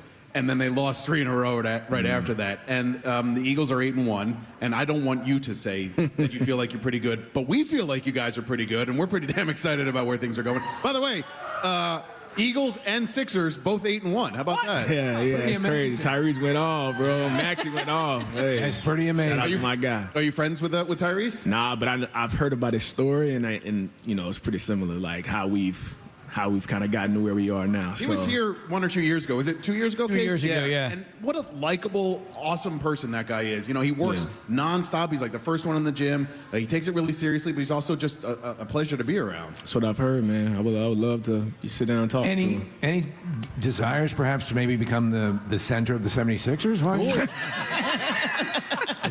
I mean, since you've defined. Hey, look, I'm gonna tell you this, Joel Embiid. I haven't talked to him, but I'm just like, hey, bro, stay over there. Like that's too stark of a contrast. We can't. It's not good. Nick mentioned saying something and stuff going sour. Do you have any superstitions or anything about sports? And you know, if I say this, I better not say that because something might happen. You know, or anything along those lines. I think it's definitely important to be smart about what you talk about. You know what I mean? But I mean, honestly, all the guys in that locker room, man, we all approach things the same way. It's just taking it, being in the present. We obviously have our goals, but we're showing up every day and just going to work and being better than we were yesterday. Do you know, it's funny because we talk about this all the time about, and Preston was talking about with the Phils and this. We can sense that this team, your team, is invested in the community. It really loves the fan base. And does it resonate? I assume it does. How much that means to the people here and the people who follow you and come out for you all the time. Is it sometimes overwhelming, or how do you process all that? No, I mean, I've always kind of viewed myself personally as an underdog, and that's kind of the MO as far as like Philly, the community of Philly fans, like nobody really likes Philly fans, but I hear it all the time. They don't care, you know what I mean? And I felt the same way, throughout my career, you know what I mean? Like you can feel however you want about me, but I believe in myself. I know what I'm capable of, and I feel like that's how Philly is, and that's what I really respect about the city. They ride for their players. They're gonna let you know whenever you're doing well. They let you know whenever you're not doing so well. But at the end of the day, they gonna love you. They gonna rock with you. So in 1 week from today, you guys will start the next half of your season. Are you excited about heading to Kansas City and maybe seeing Taylor Swift? That was good, Case. I don't think my first thought whenever I step off the plane is going to be Taylor Swift. That's the first thing we got in mind. No, You're not a Swiftie? No, I'm sure you guys had this game circled on your calendar from the very, very beginning of the year. So I mean, it's the next game, bro. It's the next game. It's the most important game because it's the next game. You know what I mean? We try not to. We don't forget the things that we've gone through, but we definitely don't try and stay there. That's where you can get tripped up. You know what I mean? So every year's a new year. Demi Lovato anyway. Yeah. With the bye week, though, and then playing on Monday, how does the schedule change in between for you guys? It just adds a day into the schedule. That's pretty much it. Yeah. So when the team got word that Jason Kelly was one of the sexiest men alive, how did that work its way around the hallways of the Eagles? Was that fun? I mean, hey, shout out to my guy. Look, I ain't mad at it, bro. Hey, look. Who's speaking of the fashion event, who's the best dressed on the team? I would have to say James Bradbury puts in a lot of time. He puts in a lot of work. He grinds. Yeah. He really grinds to make sure that he has like the right fit. You know what I mean? Does he walk in and walk out dressed really well? Like, did he come to? Yeah. Oh yeah. He got the whole nine. Like he's about it. Post game shower. He's taking that seriously, and he knows that he's going to walk out of the locker room, and he wants to look good when he's leaving the game at the end of the night. If we have a night game, he gets there and he has shades on, and the sun's out. When it's nighttime, he can't see anything. He's still going to have the shades on. Marcus, who all is going to be walking in the show tonight? We got a great lineup of guys, and I will say the first person that reached out to, like most of the players, I reached out to each of the players. But James Bradbury reached out to me. I did not reach out to James Bradbury. And we had dinner, and I understood he was very serious about his fashion. But we have James Bradbury, we have my man Boston Scott, DeAndre Swift, Darius Slay is also someone who takes his fashion very seriously. Joshua Jobe, who's a former Little in our program. Hassan Reddick, he's not walking, but he's going to participate in the show. And then the alumni players, we have Brian Westbrook, who already called me this morning. He wants to know what color shoes should he wear with his suit. And then we also have, here's another guy who loves to dress. I don't know if you know this, Boston, but Vinny Curry is one of the best dressed big men, or men, period, you're going to see. And he's walking in the show as well. For sure. Nice. Yeah. Have you had a chance to see Boston do his strut yet? Oh, yeah. Boston did a strut in the back. Let me tell you, you want to come to this event tonight. It's starting at 5:30. Boston Scott has a walk that is unforgettable. Can we get a tease? Can we know? Exclusive content. Exclusive content. I saw it. At first, I thought I saw him doing it backstage, and at first I thought you were doing that thing where people like slide. All right, so did you watch any football yesterday? Yeah. Did you see the Amon-Ra did it, and then some dude from like Texas A&M? Texas A&M. Yeah. I can't figure that out. That was pretty impressive. I can't figure that out. Pretty like impressive. I watched it in slow motion. I'm like, where it looks like they're not floating. touching the ground? Yes. Yeah, I showed you that video a couple weeks ago. But these people are doing it on grass in cleats, which is even crazier. Yeah, you got to practice it. Yeah. Are you going to do one when you score? I was singing in my, hey, baby. I was singing in my head. I don't know if I can do the dance. Wow. All right. And by the way, the event tonight, if people do want to get last-minute tickets, how do they go about doing that? Yes, if you want to get tickets, and the tickets are going fast. I mean that if you're trying to get to this event, it's going to be a star-studded event as well. We have a couple Sixers coming. We have some daughters of some really famous boxers coming. But you can go to www.fashiontouchdown.org. That's fashiontouchdown.org and get your tickets. It's the event. It's the full return. People love this event, and so we give you all the applause because I know it's a lot of hard work, Marcus, and Boston is going to be great. You're going to be there as well. Yeah, absolutely. And I just want to thank Boston. Like, Boston has been so professional about this. Like, he's followed up with me every week talking about, like, how can I be helpful. He showed up this morning. He has a very packed schedule this morning, and he chose to be here because Boston understands that the reason we're doing this event is because there are kids here in Philadelphia and surrounding counties who need mentors. They need caring, compassionate adults. And I think that's where Boston and I connected when we talked about this in the back in terms of knowing that you need that person in your life to give you guidance and direction. And that's what we're trying to do tonight. Excellent. Thank you, guys. We appreciate it. Yeah. Boston, good luck. Enjoy your week off. And I hope you're not nervous when you meet Taylor in Kansas City. But no, we appreciate you taking the time to come down here and support our event as well. It means a lot to us. Thank you. Sure. Let's hear for Boston Scott and Marcus Allen, guys. All right. And with that, I think we'll take a break. Yes. I think we'll take a break and come back in just a moment because we got more of the Camp Out for Hunger right here for you to participate in next to the Wells Fargo Center in South Philadelphia. We'll be right back in a second. Stay with us.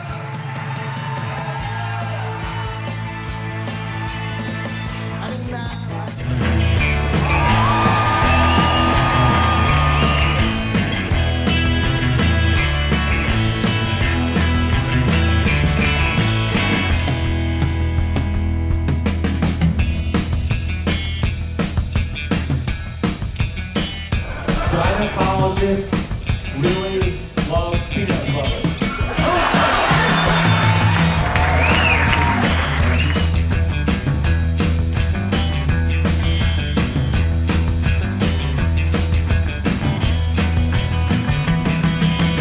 Yeah, this is windy. Is this safe?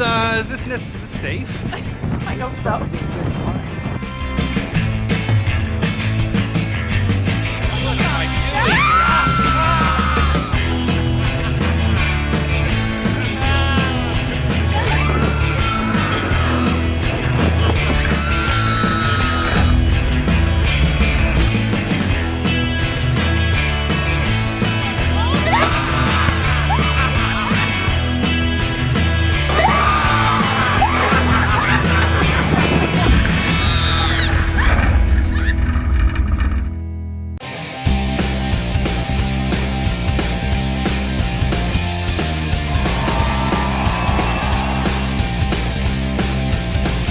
Mickey Kettleton, Mickey Mantle, Mickey Rooney, Mickey Mouse, and Mickey Morandini.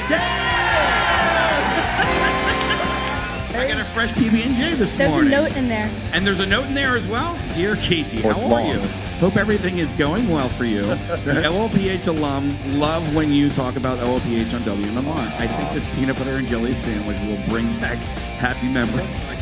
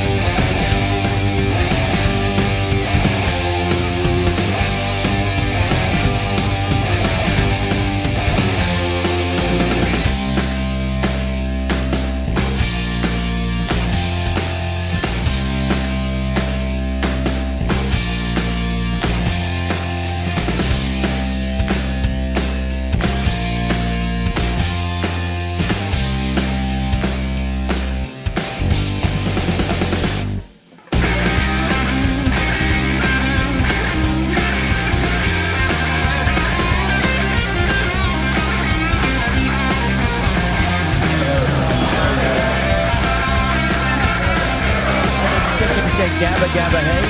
Come on. Gabba Gabba Hey. Ramones on MMR. Bring the pants! Bring the food! Bring the flour! We need it!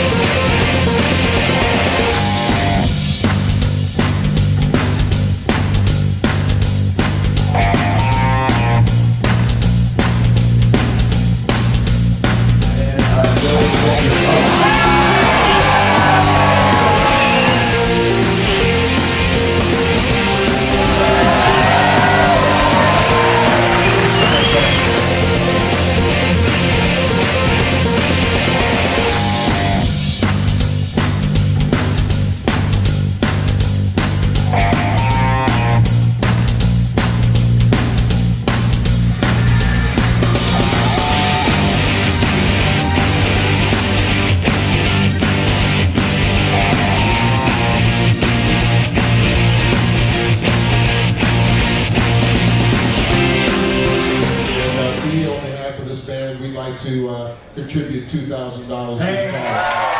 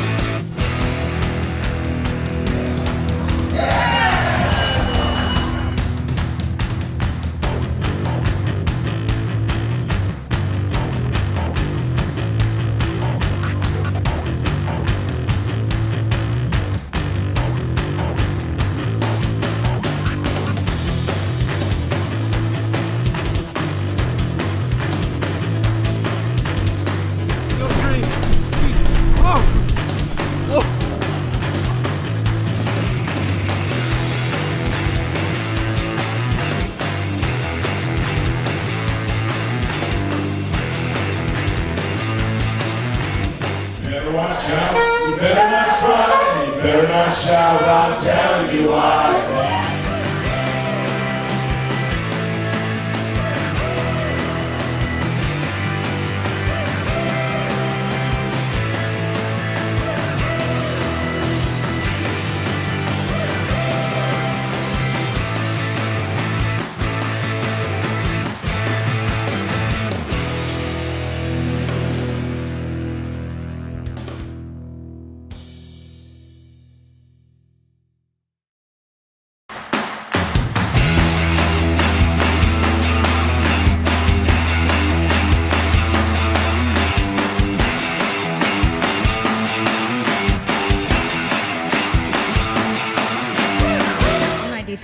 WMMR. All right, thank you, Kathy. Final traffic there. Thank you. Yeah.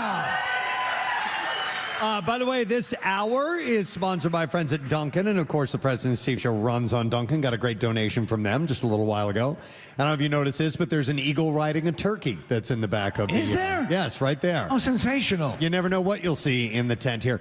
Steve, I think we have to... I think this will be our last chance to do this, but I know the newly married couples enjoyed sitting in the privileged section, Yes. but I think it's time to find someone else to take Well, their now place. it's time for them to go off and have children. So, Mr. and Mrs., go and do what you need to do. Yes. Go forth and multiply. Kathy, you want to choose our next couple that get to be in the privileged section? Who's interested? Okay, sure. You have to visually seduce Kathy. I need like a little dance. Oh, yeah, okay. I'm going to go with the little kid who's standing up. The little kid who's standing up. I have to, yes. And I guess whoever, well, who are you? Is that your dad that you're with? And your mom? Oh, no. there's that's three the of man them. who abducted Can we him. get, is it Marissa said it's okay, I think maybe she said? Okay, come on up. Hang on a second. What's your name, bud? What's your name? Dylan. Dylan. Nice to see you, buddy. Come on. All right. Dylan, is it going to be mom or dad that joins you? Oh, boy. Who's your favorite? Dylan, who was the last person who reprimanded you?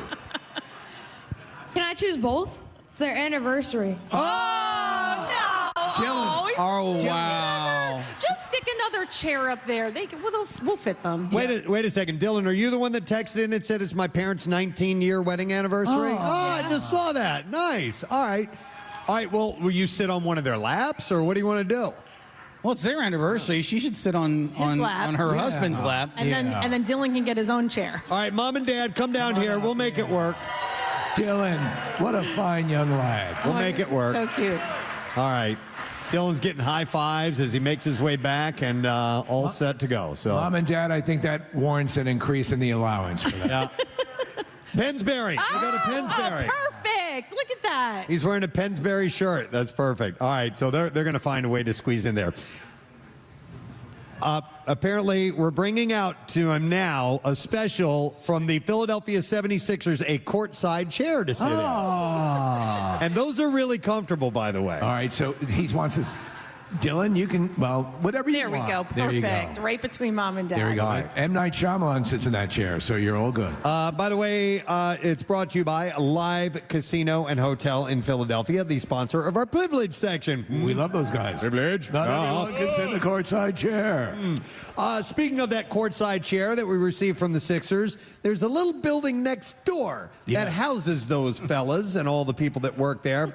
And we actually have the general manager of the Wells Fargo Center with us here. It's Mike Sulks is joining us. Hey, you guys. All right, Mike. Thank you for having me, guys. Appreciate it. I've already destroyed a few names. Is it Sulks or Sulkies? Neither. 0 for 2. What is it? Sulcus. Sulcus. Why, of course. It's a tough one. It's okay. Yeah, that's all good, man. How you doing, bud? I'm doing great. How are you guys? Wonderful. I would like to commend you. I can see it from just where we are outside of the tent. The improvement work that's being done on the exterior. Now, the interior of the Wells Fargo Center, you guys have been working on for years and have done dramatic improvements, but the outside is getting this real refresh. Yeah, so we started in 2016, kind of started on the inside, worked our way out. If you've been to the Wells Fargo Center recently, you've obviously noticed the differences inside. Now we're working on kind of the icing on the cake. You can see the exterior is getting a brand new paint job, LED screens, color-changing lights. It's going to look and feel like a whole new arena from the time that you pull in. It's so awesome. Very exciting time. Yeah, when we were just there recently, and all the stuff inside is a mind blower. I mean, there is listen, it's always been great, but now there's so much more to do. The open air nature of it, with the multitude of things going on, I mean, it's just fantastic. But of course now visually, that's pretty badass what you have going on outside. Yeah, listen, I mean, you can redo your restroom and all that, but like it doesn't feel like a new arena unless you do the exterior. So we're really excited to get this finished up, and sometime early in the new year, it'll be finished up, and we're excited to have a brand new arena over there at the Wells Fargo Center. Excellent. What are some events you want to highlight that are on the way? Well, obviously Thursday, WMR presents Tool. We're so fired up, completely sold out. It's going to be awesome. Full week of events here, 2 Sixers games tomorrow, Wednesday. The Flyers this weekend, which you already hit on with Jonesy and Blair. So we have a typical full slate of events here at the Wells Fargo Center. We're excited. Thank you for letting us use your parking lot to set up our fireworks display tonight, by the way. Because that's when celebrate. I didn't get to make it 2 years ago because I was sick. But last year when I went and I saw that entire VIP lot is pretty much blocked off and covered by fireworks, I'm like, okay, they really let us have that. Yeah, the first year I saw how big it was. I was like, I don't know. I wasn't expecting that big of a show, but it's been great. We're so happy you guys come down here and do this with us every year. I think it's been about 10 years now. We're so proud to host you guys for such a great cause. No, there's a ton of cooperation and all the people that work for your organization, and I mean, for all this, I mean, anyone who comes down here can see it's a borderline military operation. There's so many moving parts, but couldn't do it without you guys signing off on something. Yeah. Come with us with the crazy ideas. We like saying yes. Oh, we love that. Yeah. So I will be at the Tool Show on Thursday night. It's my first time ever. But the second time I'm going to see this next artist, Mariah Carey, is going to be doing her Christmas show here in December. Is that show sold out just yet? Not quite sold out, selling really well, though. That's obviously going to be a special one, right? We have something for everyone with the holidays between Mariah, you have Disney on Ice, whatever you want to come to, TSO, which I think is a really cool story. Oh, yeah. An 80s heavy metal band turning themselves into a annual Christmas act. I mean, that's unbelievable story what TSO is. So we have something for everyone around the holidays. A lot of people don't know that Mariah started and she was in Tool. Wow.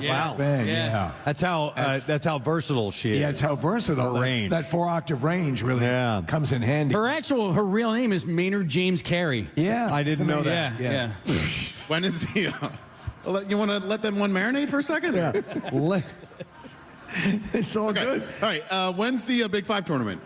Oh, Big Five, yeah. So we're really excited. Big Five triple header, December 2nd, Saturday at the Wells Fargo Center. It'll be the first time all 6 schools are playing under one roof. So one ticket for all 3 games. They start at $45. The Big Five is so special to Philadelphia. It's been going on since 1955. Wow. It's so unique to this town.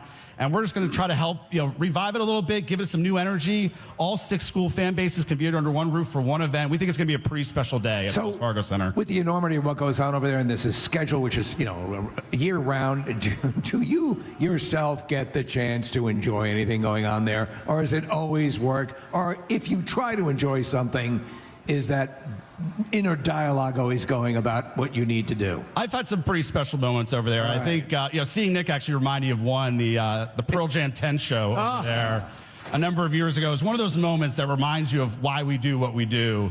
And, seeing people come together and seeing people enjoy something that special, it's a lot of work. It's a lot of hours, but I do have some moments where you realize how special it is what we do. The same thing you guys do is bring people together through music and art and sports. There's cool things that you guys do on top of it, too. Like last year during the Flyers season, there was a 10 night with Pearl Jam where you brought the banner down and people that were attending the Flyers game that night got to take a picture with the 10 banner, which was really cool.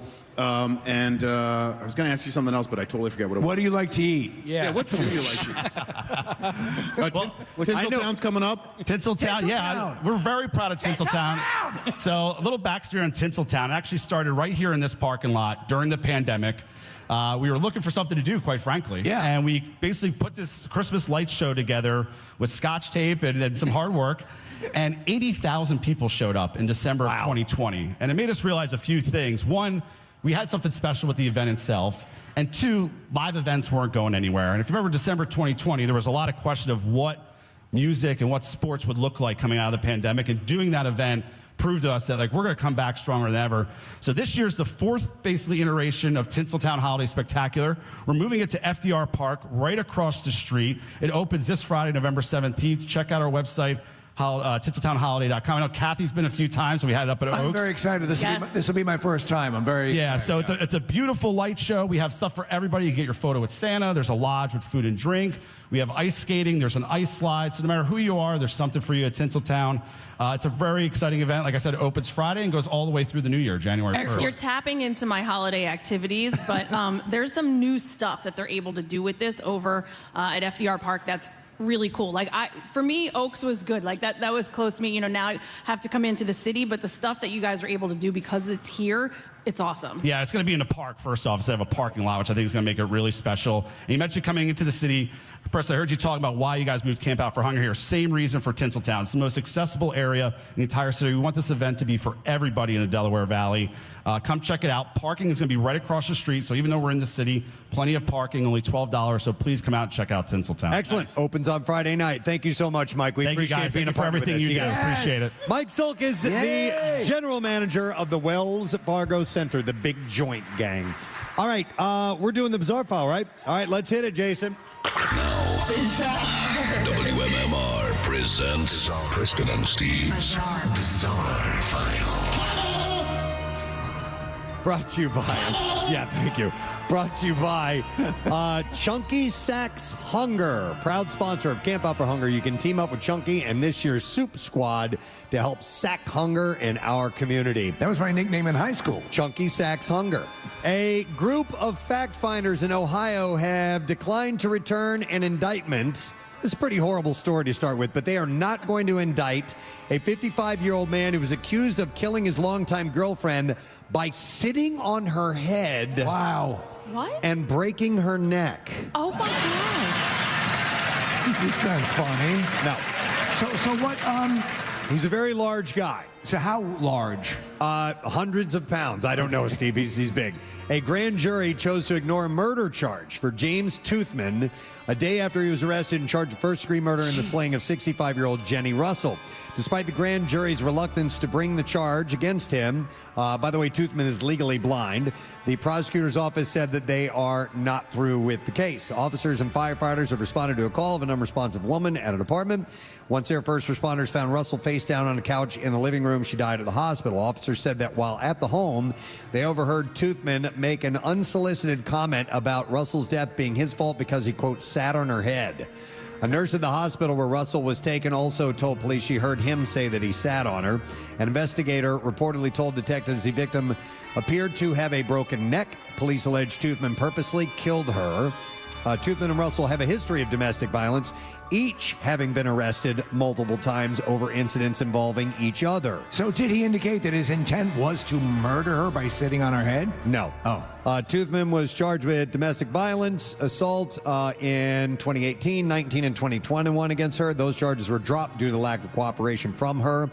And as recently as March 8th, police responded to their home and found Toothman with wounds on his chest and his head. and he had stated that she struck him over the head and stabbed him with unknown objects. She was arrested and charged with domestic violence in that case as well. So these two were obviously... It's possible they weren't meant to be. I think so, but they did not indict this guy. Did they go? They don't go into depth as to why. No, this is just what the jury found. Yeah. All So right. I don't know, but I've never heard of someone killing someone by sitting on their head before. Well, we have now. All right, here's a lighter story. A St. Louis County prosecutor says that 2 men are facing charges after they tried to dig up one of their grandmother's remains from an area cemetery. What's wrong with that? Isn't that nice? Yeah. I want to see Gum Gum. Jamie Allen and Zebulon Nash, by the way, are both 73 years old. Wow. It's not like they're digging up fresh grandma. They should know better. They were each charged Thursday with attempting to destroy or deface cemetery property. Police said an officer responded to the cemetery for a report of property damage and found the 2 men actively trying to exhume a gravesite. According to police, Allen was throwing dirt from the grave and Nash was nearby covered in dirt and talking on a cell phone. Leave me alone. I'm just trying to dig up grandma. Nash allegedly told police he was trying to recover his grandmother's remains to relocate her, and Allen was helping him. What, did she become complaining? He said they have been digging up the grave for the past few days. Wow. But neither of the men had permission to retrieve the corpse from the cemetery. And both were in their 70s. They are facing charges. Yep. This is a story from a little while, from Halloween, so it's a couple weeks old. But an intoxicated man who was wearing a Bigfoot costume scared a group of trick-or-treaters in Rhode Island. And allegedly, it happened in Barrington. It's a small town on Halloween night. A resident called police around 6:30 p.m. after, quote, an intoxicated man wearing a Bigfoot costume joined him with a group of adults and children. He just kind of wandered in. Bigfoot. Drunk Bigfoot. I'm Bigfoot, you little bastards. The group... Look at the size of my friggin' feet.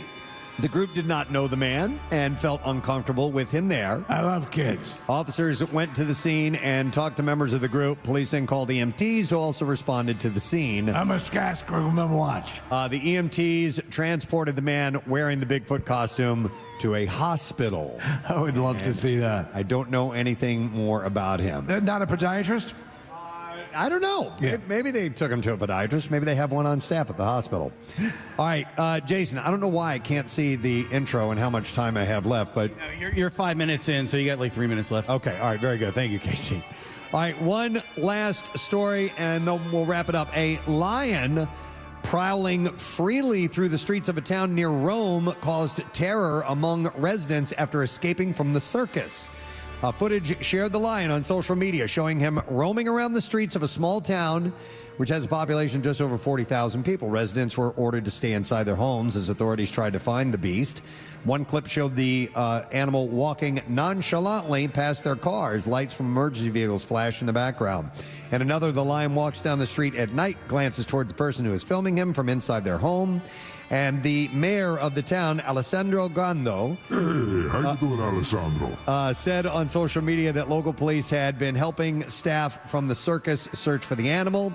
The animal had eventually been traced down, and hours after chasing him, they managed to sedate him around 10 o'clock in the evening. And now they're trying to figure out what to do as far as trying to keep that from happening again. Let's not let our lions loose. Look into that if we can. And that is what I have in the bizarre file. Yes. Yes. All right. We don't applaud as much in the studio when you finish the bizarre file. No. Chico's Vibe, you guys over there? You know what? Chico, can I get that song I asked you to play earlier, the Three Shrimp? Could we do that? All right. Yeah. Yeah, so Chico's Vibe, they play this, and this predates our days at MMR. Yeah. But there's an old school jingle that used to run on MMR, and Chico's Vibe play it from time to time. Oh, really? So it's short. I figured we'd get this live on the air real quick. I'd love to hear it, yeah. And then we take a break after that. So you guys want to give it a shot? Pierre might be the only one. That's perfect, yeah. We'll play it for Pierre. I saw two fish in the water. One was old and gray. I swam a little bit closer, and I heard the other one say, I like WMMR Philadelphia. I like WMMR Radio.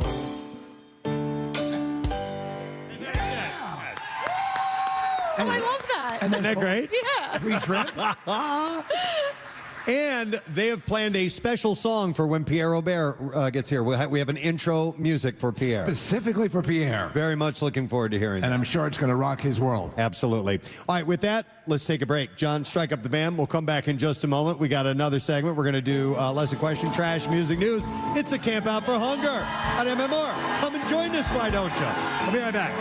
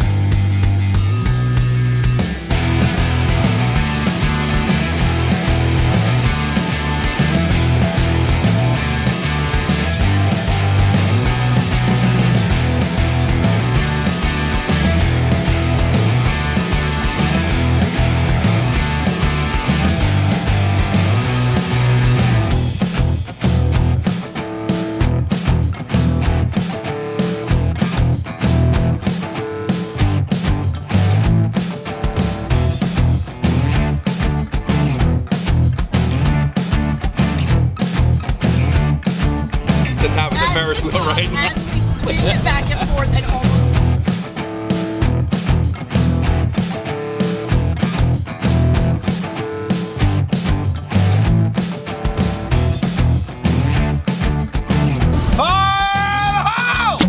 Oh, that one sucked.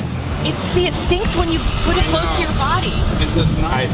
He's moving this cart all over the place. I feel like we're gonna tip out. I weigh a lot, by the way. Oh God! Oh, Fire! What are you doing? In the hole! You're bleeding!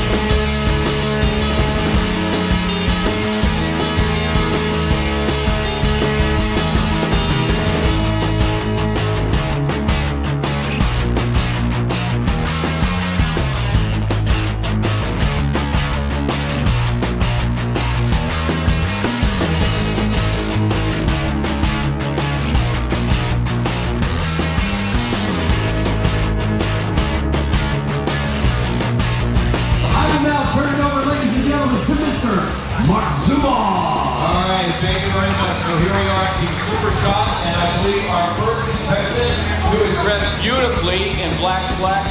There's strategy here, and it's working.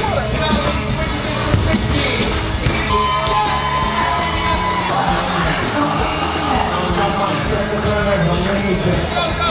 Here we go. Please go on the back board. rewards.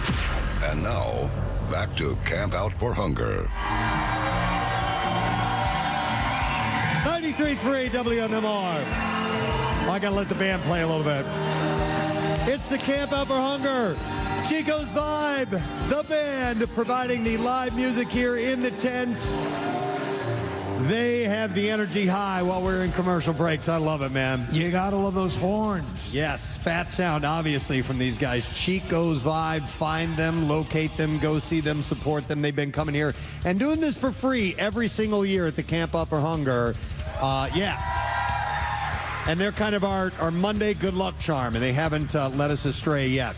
All right, so I think we did our last traffic. We're done with that, right, Kath? Yes. Okay, so we can move on to the lesson question. And let me see, what do we have that we are going to give away today as a prize? Pair of tickets to see Bert Kreischer. Wednesday, November 29th at the Wells Fargo Center, a stone's throw from where we are right here. So the question that we will pose to you is this, and a lot of times we go till earlier in the morning to do it, and now we're going to do a late one. What was Mariah Carey's first band? 215-263 WMMR. Let's see if you know the answer. All right, so call now. You got to call. What was Mariah Carey? You got to call, dude. What was Mariah Carey's first band? Call. 215-263 WMMR. While you call, we'll do the trash. Here we go. The trash business is a gold mine. 93.3 WMMR with Preston and Steve's Hollywood Trash. Brought to you by Horizon Services. The holiday season means plenty of plumbing problems, and Horizon Services has you covered with 20% off all plumbing repairs. Plus, Horizon's pros offer peace of mind with same-day plumbing services. Visit horizonservices.com. What's up, Steve? Well, a screaming match broke out between the Real Housewives of Miami stars Alexia Napola and Adriana De Mora after landing in Miami last week. Spectators had originally assumed the two surgically modified women were actually fighting ducks. So there you go. And Melissa Rivers, appearing at BravoCon last week, revealed that her boyfriend, Steve Mitchell, asked her 25-year-old son, Cooper, for permission to marry her. That was sweet. Cooper was apparently deeply touched by the gesture and gave his permission with the caveat, no anal. Wow. And finally, Katy Perry hosted the Dolce & Gabbana event at Macy's in Herald Square and reportedly wowed the crowd in a near see-through dress. Said New York City Mayor Eric Adams, quote, I could totally see her vagina. Wow. It's your Hollywood Trash. All right, we'll see if someone does indeed know the answer to this, and if for some reason you're in the tent here, we'll have you walk up to the microphone. But I have to go to the phone call. We've got to give everybody a fair shot at it. So we need to know what Mariah Carey's first band was, and I will go to Ed on the phone. So Ed, all right, Ed's here. Yes. I'm going to put him on hold. We can tell because you get feedback immediately when you answer the phone. Ed, come up here. As I said, Marissa's going to guide you to the microphone. This was a, Yes. This is a spoon-fed question here. But Ed, what was Mariah Carey's first band? Tool? Yes, Ed! That's correct. Ed, you get to go see Bert Kreischer, my man. Yeah. How about that? Sounds great. Congratulations, bud. Marissa will make sure we get your proper information, and we will give you those tickets. By the way, the Tops Off World Tour is Wednesday, November 29th at the Wells Fargo Center. Some tickets remain via Wells Fargo Center, Philly.com. All right, now we can get to music news. Let's go ahead. Now, Preston and Steve's Music News on 93.3 WMMR. Brought to you by the American Red Cross, proud supporter of our Camp Out for Hunger. Make a difference in the lives of others. Give blood through the American Red Cross to help hospital patients. Visit redcross.org or call 1-800-RED-CROSS. Because who are you going to call? Yes. Oh, the Ghostbusters just entered our tent. Hey, guys. Nice to see ya. Yeah, you're too hot to handle, too cold to hold. They call the Ghostbusters and the in control. Literally, the four Ghostbusters. Hey, they started messing with my boys. Yeah, that's not legal. All right, I have some stories here. We're going to start with this. The fact that My man, Geddy Lee, is kicking off his My Effing Life in Conversation tour tonight. He'll be at the Beacon Theater in New York, and on Wednesday, he'll be at the Met here in Philadelphia. Wow. Yeah, the 14-date tour will promote Lee's new memoir, My Effing Life, which comes out tomorrow, by the way. Geddy will not be performing during the appearances, but he will instead discuss the book with special guest interviewers, read portions of it, and take questions from the audience. He said, I want to talk to the fans. I want to hear what their questions are. I want to answer their questions, and I want to have a connection to them on a more singular level, so I hope that can work out. He's a busy man. We tried to reach out to him. He also said that he fully supports people starving to death.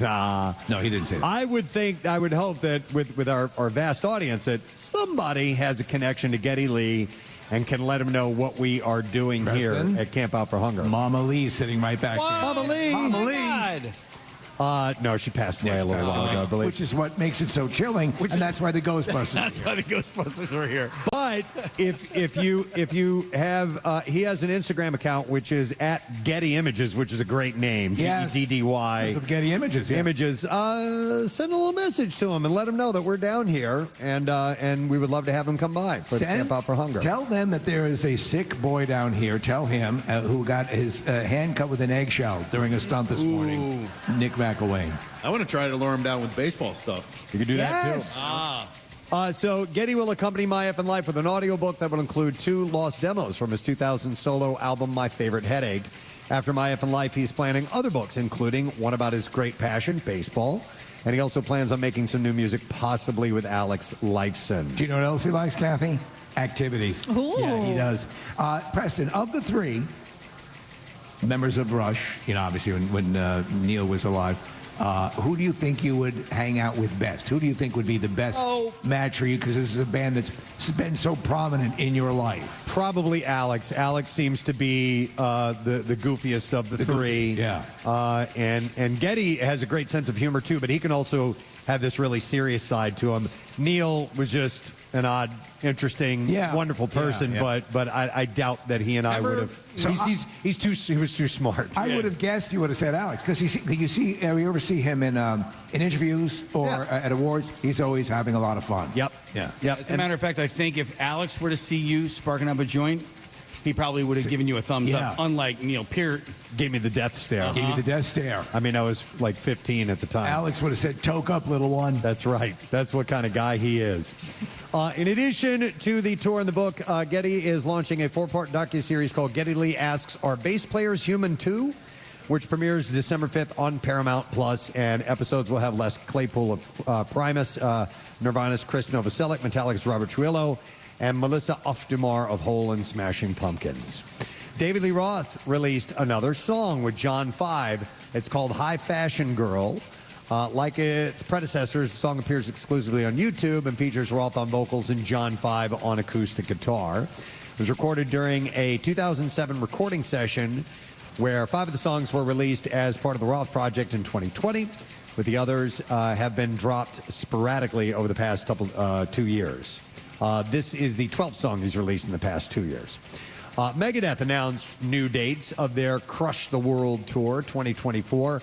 They're going to be hitting shows in Latin America, 10 shows. Lima, Peru in April. They'll also make stops in Chile, Uruguay, Argentina, Brazil, and Mexico as well. Dave Mustaine said, I always get excited because there's something truly different about South America. I don't know what it is, but whatever it is, they come by it naturally, he said. And then one final thing, the Black Crowes have dropped another unreleased studio recording of one of their hit songs called Miserable. It's one of friggin' miserable. One of the 14 never-before released recordings from their upcoming box set, The Southern Harmony and Musical Companions. Great album, by the way. Comes out on December 15th. The album, which was named after a post-Civil War Southern hymnal, was originally released in 1992 and charted #1 on Billboard for 21 weeks. So that was a hugely successful. A lot of these artists just release these, you're constantly talking about the artists of definite merit, just releasing a single here and there. Like that never used to be the case years ago, but now they just throw them out. All right, and that's all I have in music news for you. Yeah. But I do have this one last item that the Ghostbusters dropped off 2,250 pounds of food.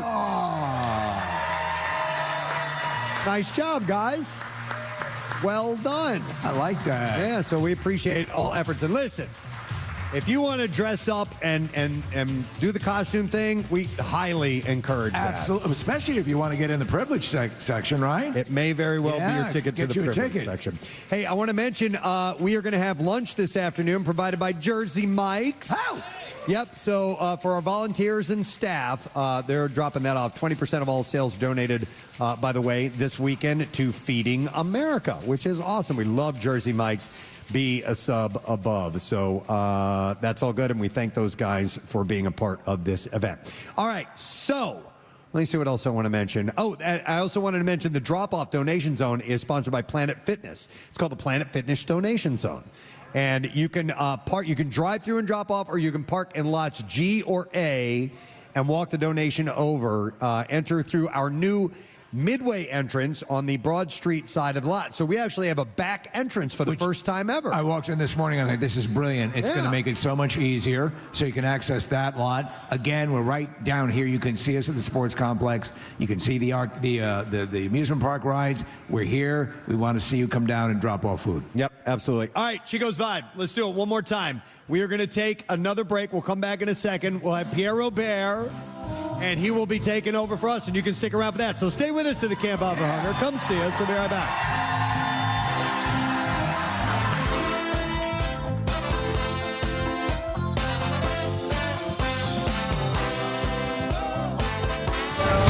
Fouling out for the coach. He's got 1. He's got 2.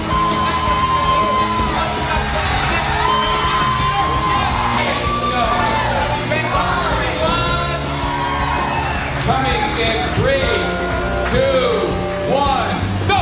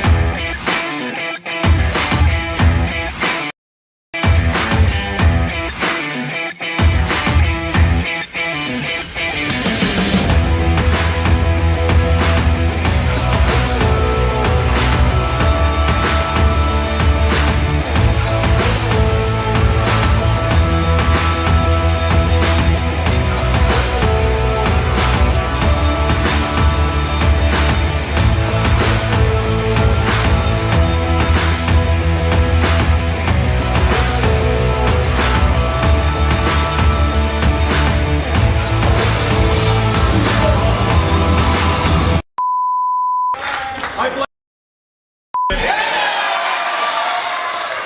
All right, so this has never happened before, so you guys are here for a first. Congratulations.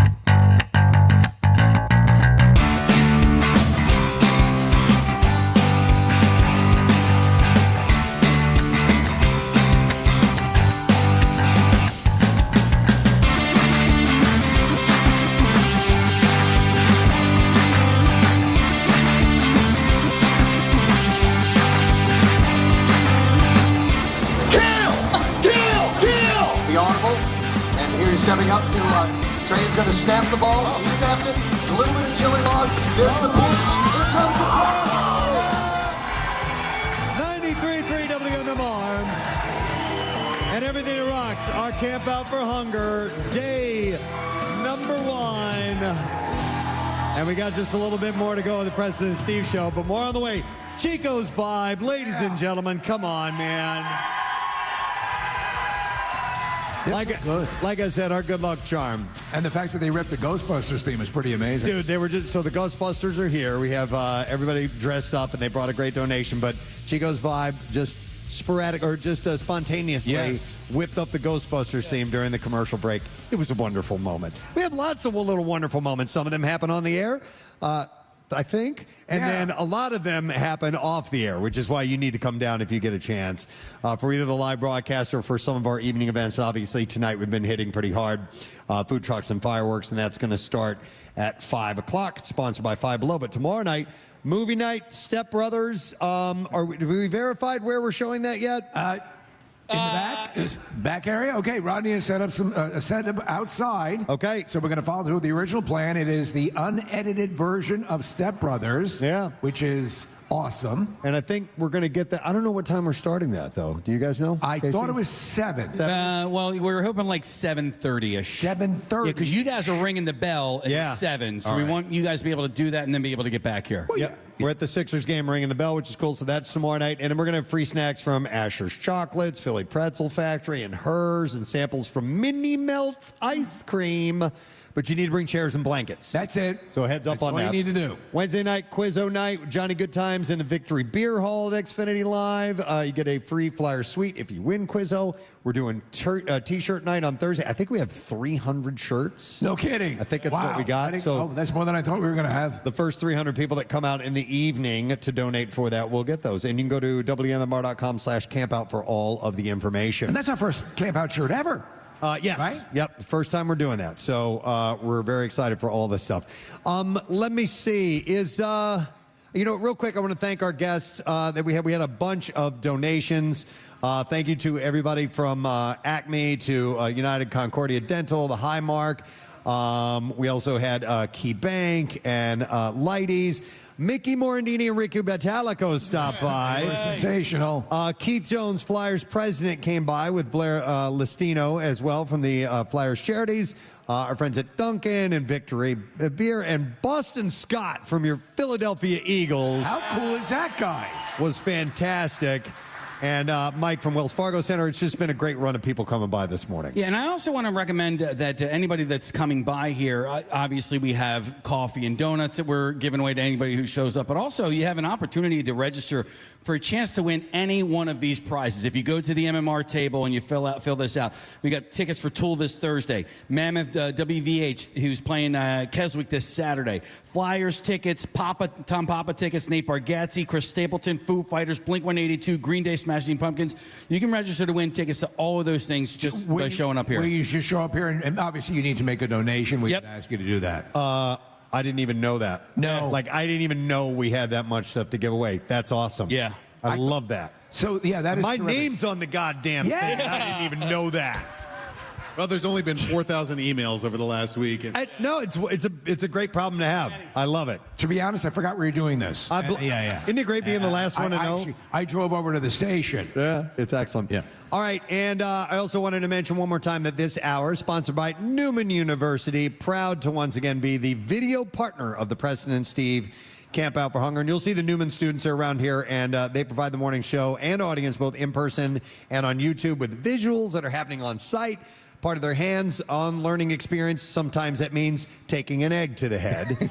And I think that did happen earlier. But whether you're considering obtaining your graduate degree or you have a high school student considering college, now's the time to visit the campus and discover the new you. Learn more at newman.edu. So excellent. Thank you to those guys. All right. I believe we need some music to bring on our next person who is going to be taking on Chico's Vibes prepared a special piece of music. Ladies and gentlemen, whenever you're ready, go ahead, hit it first. Ladies and gentlemen, Pierre Robert is here with us this morning.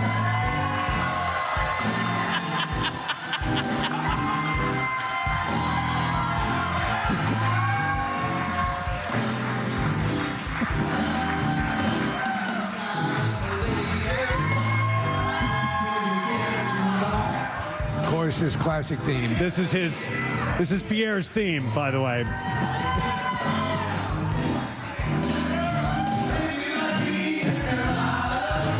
Everybody.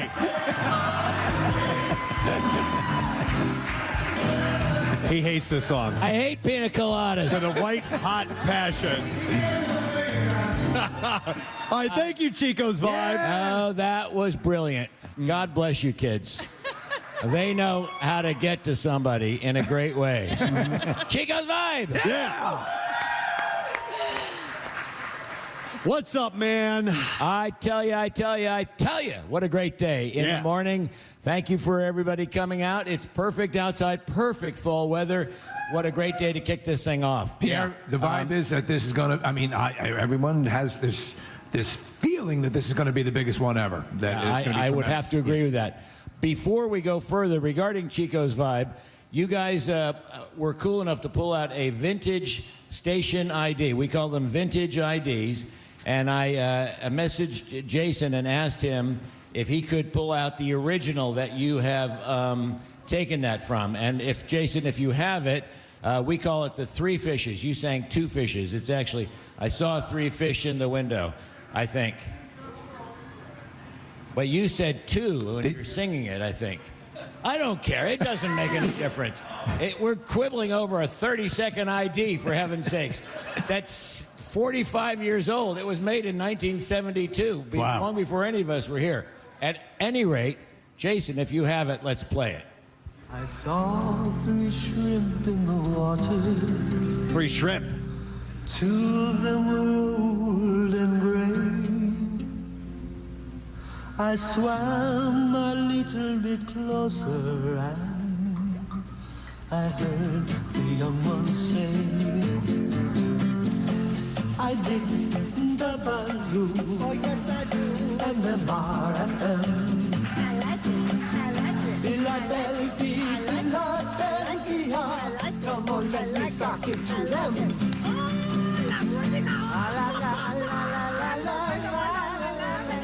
Now that's music. They don't make music like that, and you kids don't know music with your goddamn tool and stuff. This is music. That was the days of music. Rushhead. Rushhead? Wow. I don't know. Yes, sir. No, you know what happened? I just thought you'd like to appreciate the original. I love that you guys do it. If you're going to talk...